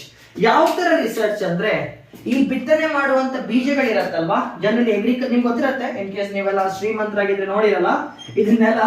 ಇಲ್ಲಿ ನಾವು ಬೀಜಗಳ ಬಿತ್ತನೆ ಮಾಡ್ತೇವೆ. ಫಸ್ಟ್ ಏನ್ ಮಾಡ್ತೇವೆ, ನಾವು ಬೀಜಗಳ ಬಿತ್ತನೆ ಮಾಡ್ತೇವೆ. ಅದಾದ್ಮೇಲೆ ಈ ಬೀಜಗಳಿಂದ ಗಿಡ ಹೊರಗೆ ಬರ್ತಾ ಹೋಗುತ್ತೆ, ಇದೆಲ್ಲರಿಗೂ ಗೊತ್ತಿರತ್ತೆ ಅಲ್ವಾ. ಸೊ ನಮ್ ಫೋಕಸ್ ಏನಂದ್ರೆ, ಈ ಬೀಜಗಳೇನಿದೆ, whatever seeds we are using, ಈ ಬೀಜಗಳೇನಿದೆ ಇದನ್ನ ಹೈಬ್ರಿಡ್ ಸೀಡ್ಸ್ ಮಾಡ್ಬೇಕಂತ ಇದ್ವಿ. ಹೈಬ್ರಿಡ್ ಅಂದ್ರೆ ಟೆಕ್ನಾಲಜಿಕಲಿ ಅಡ್ವಾನ್ಸ್ ಮಾಡುವಂಥದ್ದು ಹೈಬ್ರಿಡ್. ನಮ್ಮ ಹತ್ರ ಓಲ್ಡ್ ಮಾಡೆಲ್ ಬೀಜಗಳೇನಿದೆ ಅದಕ್ಕೆ ಸೈನ್ಸ್ ನ ಇಂಪ್ಲಿಮೆಂಟ್ ಮಾಡಿ ಹೈಬ್ರಿಡ್ ಮಾಡ್ಬೇಕಂತ ಇದ್ವಿ. This is called as green revolution. Green revolution ಅಂದ್ರೆ ರಿಸರ್ಚ್ ಅಂಡ್ ಡೆವಲಪ್ಮೆಂಟ್ ಇಂದ ಕೆಲವೊಂದು ಬೀಜಗಳ ಕ್ವಾಲಿಟಿನ ಜಾಸ್ತಿ ಮಾಡೋದು, ಅದ್ರದ್ದು ಪ್ರೊಡಕ್ಷನ್ ಜಾಸ್ತಿ ಆಗುವಂತದ್ದು, ಅದರಿಂದ ಬರುವಂತ ಈಲ್ಡ್ ಏನಿದೆ, ರಿಟರ್ನ್ ಏನ್ ಬರುತ್ತೆ. ಫಾರ್ ಎಕ್ಸಾಂಪಲ್, ನಾರ್ಮಲ್ ಬೀಜದಿಂದ ನಿಮ್ಗೆ 1 kg ಅಕ್ಕಿ ಸಿಗತ್ತೆ ಅಂತ ಇಟ್ಕೊಳ್ಳಿ. High yield variety hybrid seeds ಇಂದ ನಿಮ್ಗೆ ಅದೇ ಬೀಜದಿಂದ 3 kg ಅಕ್ಕಿ ರಿಟರ್ನ್ ಆಗಿ ಬರುತ್ತೆ, ಈ ತರ. ಅಂಡ್ ಇದು ಫಾರ್ ಎಕ್ಸಾಂಪಲ್ ಲೋಕಲ್ ಬೀಜ ಆದ್ರೆ ಇದಕ್ಕೆ ಫಾರ್ ಎಕ್ಸಾಂಪಲ್ 50 ಲೀಟರ್ ನೀರ್ ಬೇಕಂತ ಇಟ್ಕೊಳ್ಳಿ ಕುಡಿಯಕ್ಕೆ. ಅಂದ್ರೆ ಈ ಬೆಳೆ ಕಂಪ್ಲೀಟ್ ಆಗಿ ಕೈಗೆ ಬರಕ್ಕೆ ಈ ಗಿಡಕ್ಕೆ 50 ಲೀಟರ್ ನೀರ್ ಬೇಕು. ಫಾರ್ ಎಕ್ಸಾಂಪಲ್ ಇದಕ್ಕೆ 30 ಲೀಟರ್ ನೀರ್ ಸಾಕಾಗ್ಬೋದು. ಈ ತರ ಅಡ್ವಾನ್ಸ್ಮೆಂಟ್ ಮಾಡ್ತಾ ಹೋಗೋದನ್ನ ನಾವು ರೆವಲ್ಯೂಷನ್ ಅಂತ ಕರಿತೇವೆ. Since this revolution is happening in the field of agriculture, ಅದಕ್ಕೆ ನಾವು ಅದನ್ನ ಗ್ರೀನ್ ರೆವಲ್ಯೂಷನ್ ಅಂತ ಕರಿತೇವೆ. ಗ್ರೀನ್ ರೆವಲ್ಯೂಷನ್ ನೆನ್ಪಿಟ್ಕೊಳ್ಳಿ, ಎಂಟೈರ್ ವಿಶ್ವದಲ್ಲಿ ಫಸ್ಟ್ ಟೈಮ್ ಗ್ರೀನ್ ರೆವಲ್ಯೂಷನ್ ನ ಮಾಡಿದಂತ ರಿಸರ್ಚ್ ಸೈಂಟಿಸ್ಟ್ ಅವರ ಹೆಸರು ನಾರ್ಮನ್ ಬಾರ್ಲಾಗ್ ಅವರು ಇಡೀ ವಿಶ್ವಕ್ಕೆ first father of green revolution ಆಗ್ತಾರೆ. First green revolution father of green revolution in the world, ಇಡೀ ವಿಶ್ವಕ್ಕೆ ಫಾದರ್ ಆಫ್ ಗ್ರೀನ್ ರೆವಲ್ಯೂಷನ್ ಯಾರು? ನಾರ್ಮನ್ ಬೋರ್ಲಾಗ್ ಅವರು. ಅದೇ ಭಾರತದ ವಿಷಯಕ್ಕೆ ಬಂದ್ರೆ the father of Indian green revolution, ಭಾರತದಲ್ಲಿ ಗ್ರೀನ್ ರೆವಲ್ಯೂಷನ್ ತಂದೆ ಯಾರು ಅಂತ ಕೇಳಿದ್ರೆ ಹೆಸರು ನೆನ್ಪಿಟ್ಕೊಳ್ಳಿ, ತುಂಬಾ ಮುಖ್ಯ ಇದು. MS ಸ್ವಾಮಿನಾಥನ್ ಅವರು. MS ಸ್ವಾಮಿನಾಥನ್ ಅವರು. So MS Swaminathan is the father of Indian green revolution. Jawaharlal Nehru time period ಇದ್ದ ಅನ್ಸ್ಕೊಳ್ತಾನೆ, if I not wrong, sorry, Norman Borlaug ಅವರು. ನಂಗೆ ಆ ಟೈಮ್ ಅಲ್ಲಿ ಪ್ರೈಮ್ ಮಿನಿಸ್ಟರ್ ಕರೆಕ್ಟ್ ಆಗಿ ನೆನಪು ಬರ್ತಿಲ್ಲ, but still MS Swaminathan is the father of first green revolution in India, ಭಾರತದಲ್ಲಿ, ಇನ್ ಇಂಡಿಯಾ. ಸೊ ಇವರು ರಿಸರ್ಚ್ ಮಾಡ್ತಾರೆ ಭಾರತದಲ್ಲಿ ಫಸ್ಟ್ ಗ್ರೀನ್ ರೆವಲ್ಯೂಷನ್. ಇವಾಗ ಅರ್ಥ ಮಾಡ್ಕೊಳ್ಳಿ, ಗ್ರೀನ್ ರೆವಲ್ಯೂಷನ್ ಇಂದ ಬರುವಂತ ಬೀಜಕ್ಕೆ ಅಂದ್ರೆ ಅಡ್ವಾನ್ಸ್ಡ್ ಹೈಬ್ರಿಡ್ ಸೀಡ್ಸ್ ಬೀಜಗಳು ಏನ್ ಬರ್ತಿತ್ತು, ಇದನ್ನ ನಾವು ಹೈ ಈಲ್ಡ್ ವೆರೈಟಿ ಸೀಡ್ಸ್ ಅಂತ ಕರಿತಿದ್ದೀವಿ. ಸೊ ಗ್ರೀನ್ ರೆವಲ್ಯೂಷನ್ ಬಂದಂತ ಬೀಜಗಳು, ಸ್ಪೆಷಲ್ ಕ್ಯಾಟಗರಿ ಬೀಜಗಳೇನಿದೆ, ಇದನ್ನ ನಾವು high yield variety, high HIGH ಅತಿ ಜಾಸ್ತಿ, ಈಲ್ಡ್ ಉತ್ಪನ್ನ, high yield variety, different type ಅಲ್ವಾ ಇದು, ವೆರೈಟಿ ಸೀಡ್ಸ್ ಅಂತ ಕರಿತಿದ್ದೇವೆ. ಇದಕ್ಕೆ ಅಂತ ಕರೀತಾರೆ, ಹೈ ಈಲ್ಡ್ ವೆರೈಟಿ ಸೀಡ್ಸ್ ಅಂತ ಕರೀತಾರೆ. In simple HYV seeds, high yield variety seeds, HYV seeds ಅಂತ ಕರೀತಾರೆ. ಆಯ್ತಾ? ಸೊ ಈ ಬೀಜಗಳ ಸ್ಪೆಷಾಲಿಟಿ ಏನು, ನಾರ್ಮಲ್ ಆಗಿ ಬಳಸುವಂತ ಬೀಜಕ್ಕಿಂತ ಈ ಟೆಕ್ನಾಲಜಿ ಮಿಕ್ಸ್ ಮಾಡೋದ್ರಿಂದ ಉತ್ಪನ್ನ ಜಾಸ್ತಿ ಇದೆ ಅನ್ನೋ ಕಾರಣಕ್ಕೋಸ್ಕರ ಅಥವಾ ಹೈ ಈಲ್ಡ್ ವೆರೈಟಿ ಸೀಡ್ಸ್ ನ ಜನರೇಟ್ ಮಾಡ್ತವೆ. ಬಟ್ ವಿಷಯ ಏನಂದ್ರೆ ಈ ಬೀಜಕ್ಕೆ ಕೆಲವೊಂದು ಡಿಮಾಂಡ್ಸ್ ಇದೆ. ಸೊ ನೀವು by chance high yield variety seed ನ, HYV ಸೀಡ್ ಇದೆ ಆಯ್ತಾ, ಹೈ ಈಲ್ಡ್ ವೆರೈಟಿ ಸೀಡ್ ನ ನಿಮ್ಮ ತೋಟದಲ್ಲಿ ಅಥವಾ ಹೊಲದಲ್ಲಿ ಬಳಸ್ತೀರಾ ಅಂದ್ರೆ, if you trying to use this, ಇದ್ರದ್ದು ಪ್ರಾಬ್ಲಮ್ ಏನಂದ್ರೆ, ಫಸ್ಟ್ ಇದು ಕರೆಕ್ಟ್ ಆಗಿ ಬೆಳೆಯೋಕ್ಕೋಸ್ಕರ ಇದಕ್ಕೆ ಜಾಸ್ತಿ ವಾಟರ್ ಬೇಕು, ಇದಕ್ಕೆ ಜಾಸ್ತಿ ನೀರು ಬೇಕು. ದಟ್ಸ್ ರಿಕ್ವೈರ್ಮೆಂಟ್ ಆಫ್ ವಾಟರ್, ಜಾಸ್ತಿ ನೀರು ಬೇಕು. ಅದಕ್ಕೆ ಇರಿಗೇಷನ್ ಫೆಸಿಲಿಟೀಸ್ ಬೇಕಾಗುತ್ತೆ, ನೀರಾವರಿ ಯೋಜನೆ ಅಂತ ಕರೀತಾರೆ, ಗೊತ್ತಾ? So primary feature is it requires irrigation facilities. ನಮ್ಗೆ ಇರಿಗೇಷನ್ ಫೆಸಿಲಿಟಿ ಬೇಕು, ಇದಕ್ಕೆ ನೀರು ತುಂಬಾ ಕುಡಿಯುತ್ತೆ ಇದು. ಜೊತೆಗೆ ಸೆಕೆಂಡ್ ಒನ್ ಇದಕ್ಕೆ ಫರ್ಟಿಲೈಸರ್ಸ್ ಕೂಡ ಬೇಕು. ಅದೇ ಕೀಟ, ಜನರಲಿ ಫಾರ್ಮರ್ಸ್ ಹೊಡಿತಾರೆ ಗೊತ್ತಾ, ಕ್ರಿಮಿನಾಶಕಗಳೆಲ್ಲ. ಸೊ ಕೆಮಿಕಲ್ ಫರ್ಟಿಲೈಸರ್ಸ್ ಅವಶ್ಯಕತೆ ಕೂಡ ಇದೆ, ಕೆಮಿಕಲ್ ಫರ್ಟಿಲೈಸರ್ಸ್. ಸೊ ನೀವು ಇನ್ ಕೇಸ್ ಈ ಬೀಜಗಳನ್ನ ಫರ್ಟಿಲೈಸರ್ಸ್, ಓಕೆ, ಇನ್ ಕೇಸ್ ನೀವು ಈ ಬೀಜಗಳನ್ನ ಬಳಸ್ತೀರಾ ಅಂದ್ರೆ ಒಂದ್ ಕಡೆ ನಿಮ್ಗೆ ನೀರಾವರಿ ಯೋಜನೆ ಚೆನ್ನಾಗಿರ್ಬೇಕು, ಇರಿಗೇಷನ್ ಫೆಸಿಲಿಟಿ ಸ್ಟ್ರಾಂಗ್ ಆಗಿರ್ಬೇಕು, ಜೊತೆಗೆ ಕೆಮಿಕಲ್ ಕೀಟನಾಶಕಗಳು ಅದನ್ನೇನತ್ತೆ ಅಲ್ವಾ, ಗೊಬ್ಬರ ಅಂತಾರೆ. ಸೊ ಕೆಮಿಕಲ್ ಫರ್ಟಿಲೈಸರ್ಸ್ ಅವಶ್ಯಕತೆ ಕೂಡ ತುಂಬಾ ಜಾಸ್ತಿ ಇತ್ತು. ನೆನ್ಪಿಟ್ಕೊಳ್ಳಿ, ಈ ತರ ಫೆಸಿಲಿಟೀಸ್ ಆ ಕಾಲದಲ್ಲಿ ಭಾರತದಲ್ಲಿ ಇದ್ದಂತ ಸ್ಟೇಟ್ಸ್ ಪಂಜಾಬ್ ಮತ್ತೆ ಹರಿಯಾಣ. ಆ ಟೈಮ್ ಅಲ್ಲಿ ಇದೆರಡು ಫೀಚರ್ಸ್ ಮ್ಯಾಚ್ ಆಗುವಂತ ಸ್ಟೇಟ್ ಏನಿದೆ, that was Punjab and Haryana, Punjab ಮತ್ತೆ ಹರಿಯಾಣ. ಸೊ ಈ ಪರ್ಟಿಕ್ಯುಲರ್ ಸ್ಟೇಟ್ಸ್ ಅಲ್ಲಿ ಇದ್ದಂತ ರೈತರು ಏನಿದ್ದಾರೆ, they benefited from first green revolution. ಅತಿ ಜಾಸ್ತಿ ಫಸ್ಟ್ ಗ್ರೀನ್ ರೆವಲ್ಯೂಷನ್ ಸಕ್ಸಸ್ಫುಲ್ ಆಗಿ ಸ್ಟೇಟ್ ಯಾವ್ದಂತ ಕೇಳಿದ್ರೆ ಪಂಜಾಬ್ ಮತ್ತೆ ಹರಿಯಾಣ. ಇಲ್ಲಿರುವಂತ ರೈತರು ತುಂಬಾ ಬೆಳೆದ್ರು. ಈಗ ನೆನ್ಪಿಟ್ಕೊಳ್ಳಿ, ಇಂಡಿಯಾದಲ್ಲಿ ರಿಚೆಸ್ಟ್ ಫಾರ್ಮರ್ಸ್ ನೀವು ಈಗ ಹುಡುಕೋದಾದ್ರೆ ನಿಮ್ಗೆ ಪಂಜಾಬ್ ಮತ್ತೆ ಹರಿಯಾಣದಲ್ಲೇ ಸಿಗೋದು. They are one of the richest farmers because first green revolution ಆಯ್ತಲ್ವಾ, ಈ ಹೈ ಈಲ್ಡ್ ವೆರೈಟಿ ಸೀಡ್ಸ್ ಏನ್ ಬಂತು, ಈ ಟೆಕ್ನಾಲಜಿಕಲಿ ಅಡ್ವಾನ್ಸ್ ಬೀಜಗಳು ಏನ್ ಬಂದಿದೆ, ಇದಕ್ಕೆ ವಾಟರ್ ಫೆಸಿಲಿಟಿ ಮತ್ತೆ ಕೆಮಿಕಲ್ ಫರ್ಟಿಲೈಸರ್ಸ್ ಬೇಕಿತ್ತು. ಸೌತ್ ಇಂಡಿಯಾದಲ್ಲಿ ಇದು ಯಾಕೆ ಸಕ್ಸಸ್ಫುಲ್ ಆಗಿಲ್ಲ? Can you tell me? South ಇಂಡಿಯಾದಲ್ಲಿ ಯಾಕೆ ನಮ್ಗೆ ಸಕ್ಸಸ್ಫುಲ್ ಆಗಿಲ್ಲ ಅಂತ ನೀವು ಗೆಸ್ ಮಾಡೋದಾದ್ರೆ, it is because South Indian agriculture is dependent on monsoon. ನಾವಿಲ್ಲಿ ಮಾನ್ಸೂನ್ ಮೇಲೆ ಡಿಪೆಂಡ್ ಆಗಿದ್ವಿ. Majority was monsoon dependent agriculture. South India, ನಮ್ ಕಡೆ ಮಳೆ ಬರ್ತಿದೆ ಬೆಂಗಳೂರಲ್ಲಿ, ಗೊತ್ತಾ?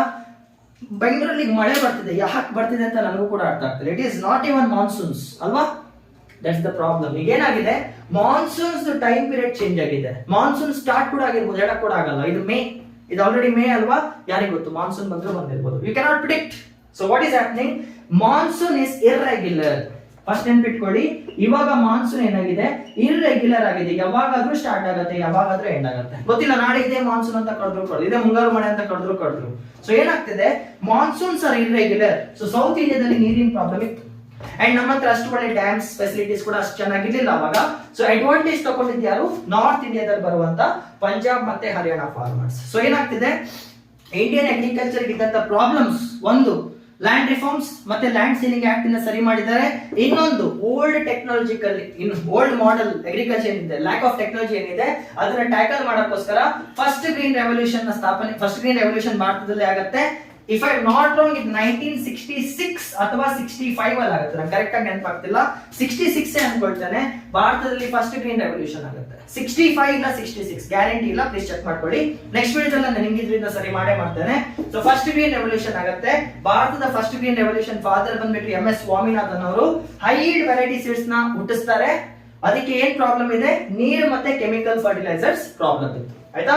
This is the second thing, ಇದು ಅರ್ಥ ಆಗಿದೆ ಅಂತ ಅನ್ಕೊಳ್ತೇನೆ. ಇವಾಗ if I come to this one guys, ಇವಾಗ ಸರಿಯಾಗಿ ನೋಡಿ, ಪ್ರಾಬ್ಲಮ್ಸ್ ಕೊಟ್ಟೆ, ಅದಕ್ಕೆ ಸೊಲ್ಯೂಷನ್ಸ್ ಕೊಟ್ಟೆ, ಡೆವಲಪ್ಮೆಂಟ್ ಆಯ್ತು, green revolution was the result.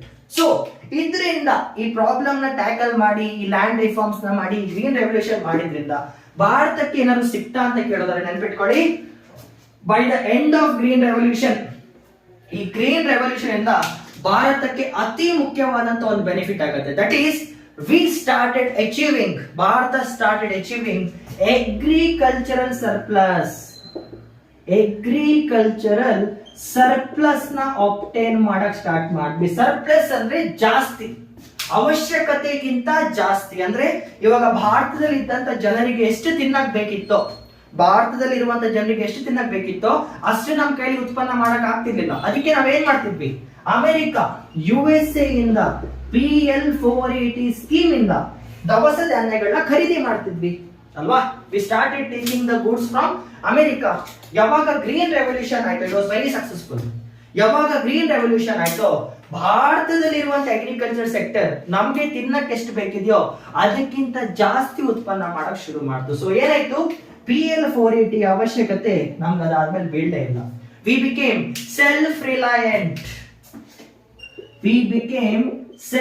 ರಿಲಯಂಟ್ in terms of agricultural produce. ನಾವು ಆತ್ಮನಿರ್ಭರ ಆದ್ವಿ ಯಾವಾಗಿಂದ, ಫಸ್ಟ್ ಗ್ರೀನ್ ರೆವಲ್ಯೂಷನ್ ಇಂದ. ನೆನ್ಪಿಟ್ಕೊಳ್ಳಿ, ಇನ್ನೊಂದು ಕೂಡ ಹೇಳ್ತೇನೆ, ಇನ್ನೊಂದು ಬಂದ್ಬಿಟ್ಟು ಲಾಸ್ಟ್ ಪಾಯಿಂಟ್, ಅಗ್ರಿಕಲ್ಚರ್ ಅಲ್ಲಿ 1965 ಅಲ್ಲಿ 1965ರಲ್ಲಿ ನಾವು ಫುಡ್ ಕಾರ್ಪೊರೇಷನ್ ಆಫ್ ಇಂಡಿಯಾ ಕೂಡ ಸ್ಥಾಪನೆ ಮಾಡ್ತೇವೆ, FCI, food Corporation of India. So ಈ ಅಗ್ರಿಕಲ್ಚರ್ ಸರ್ಪ್ಲಸ್ ಏನಿದೆ ಇದೆಲ್ಲ ಗೋಡೌನ್ಸ್ ಅಲ್ಲಿ ಕಲೆಕ್ಟ್ ಆಗಿದೆ. ಅವಾಗ ರೈತರಿಗೆ ಯಾರು ಅದೇನೋ ಹೇಳ್ತಾರೆ, ನ್ಯಾಯ ಬೆಲೆ ಅಂಗಡಿಗಳೆಲ್ಲ ಕೇಳಿದ್ದೀರಾ, it's a part of Food Corporation of India ಅನ್ಕೊಳ್ತೇನೆ. ಸೊ ಏನಾಗ್ತಿದೆ, FCI was implemented in 1965, 1966 if I am not wrong green revolution start ಆಯ್ತು.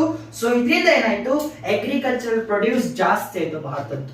ಇನಿಷಿಯಲಿ ಅಮೆರಿಕದ ಹತ್ರ ಆಹಾರ ತಿಂತ ಇದ್ವಿ, ಇವಾಗ ನಾವು ಉತ್ಪನ್ನ ಮಾಡೋದಲ್ಲದೆ ಅವಶ್ಯಕತೆಗಿಂತ ಜಾಸ್ತಿ ಉತ್ಪನ್ನ ಮಾಡಿ ಕಲೆಕ್ಟ್ ಮಾಡಕ್ ಶುರು ಮಾಡಿದ್ವಿ. So this was one of the great success. It was one of the great success, ನೆನ್ಪಿಟ್ಕೊಳ್ಳಿ. ಅಂಡ್ ಎಸ್, ಅಗ್ರಿಕಲ್ಚರ್ ವಿಷಯಕ್ಕೆ ಬಂದ್ರೆ we have achieved a lot in India. ಇವಾಗಲೂ ಕೂಡ ಫುಡ್ ಸೆಕ್ಯೂರಿಟಿ ಪ್ರಾಬ್ಲಮ್ ಇದೆ, not in terms of production correct ಆಗಿದೆ ನಮ್ದು, but ಉತ್ಪನ್ನ ಆಗಿರುವಂತಹ ದವಸ ಧಾನ್ಯ ಏನಿದೆ ಬಡವರಿಗೆ ಮುಟ್ತಾ ಇಲ್ಲ. ಅದು ನಮ್ದು ಸಿಸ್ಟಮೆಟಿಕ್ ಪ್ರಾಬ್ಲಮ್ ಇದೆ. ಬಿಟ್ರೆ ನಮ್ಗೆ ಎಷ್ಟು ಬೇಕೋ ಅಷ್ಟು ಉತ್ಪನ್ನ ಮಾಡ್ಕೊಳ್ಳೋದಲ್ಲದೆ Indian goods are been exported to other states. ನಮ್ದು ಕೆಲವೊಂದು fruits, for example Alphonso, mangoes ಏನಿದೆ ಎಲ್ಲ ತುಂಬಾ ಡಿಮಾಂಡ್ ಇರುವಂತದ್ದು, ಇಂಟರ್ನ್ಯಾಷನಲ್ ಮಾರ್ಕೆಟ್ ಎಕ್ಸ್ಪೋರ್ಟ್ ಆಗುತ್ತೆ ಇವಾಗ. ಸೊ ಅಗ್ರಿಕಲ್ಚರ್ ಸೆಕ್ಟರ್ ಬಂದ್ರೆ we have achieved a lot and it is because of what, green revolution and land reforms. ಅರ್ಥ ಆಯ್ತಾ? So this covers one part of your second chapter. NCERT ಇದು ಒಂದು topic cover ಮಾಡಿದ್ದಾನೆ, that is agriculture. So next ವಿಡಿಯೋದಲ್ಲಿ industries ಬಗ್ಗೆ ಮಾತಾಡೋಣ, industrialisation ಬಗ್ಗೆ ಮಾತಾಡೋಣ, ನ್ಯೂ ಇಂಡಸ್ಟ್ರಿಯಲ್ ಪಾಲಿಸಿ ಬಗ್ಗೆ ಮಾತಾಡೋಣ, ಸೆಕೆಂಡ್ 5 year ಪ್ಲಾನ್ ಬಗ್ಗೆ ಮಾತಾಡೋಣ, ಪ್ರತಿಯೊಂದು ಮಾತಾಡೋಣ. ನಾನು 5 year ಪ್ಲಾನಿಂಗ್ಸ್ ಲಿಸ್ಟ್ ಮಾಡಿಲ್ಲ, ಇಲ್ಲ ಬಿಕಾಸ್ ಅದನ್ನ ನಾನು ಎಕಾನಮಿ ರೆಗ್ಯುಲರ್ ವಿಡಿಯೋಸ್ ಅಲ್ಲಿ ಇನ್ನೂ ದೊಡ್ಡದಾಗಿ ಡೀಲ್ ಮಾಡ್ತಾ ಹೋಗ್ತೇನೆ, ಆಯ್ತಾ. ಬಟ್ ನೆಕ್ಸ್ಟ್ ವಿಡಿಯೋದಲ್ಲಿ we will start with industrialisation, second part ಬಗ್ಗೆ ಮಾತಾಡ್ತೇನೆ. ಓಕೆನಾ? ಜೈ.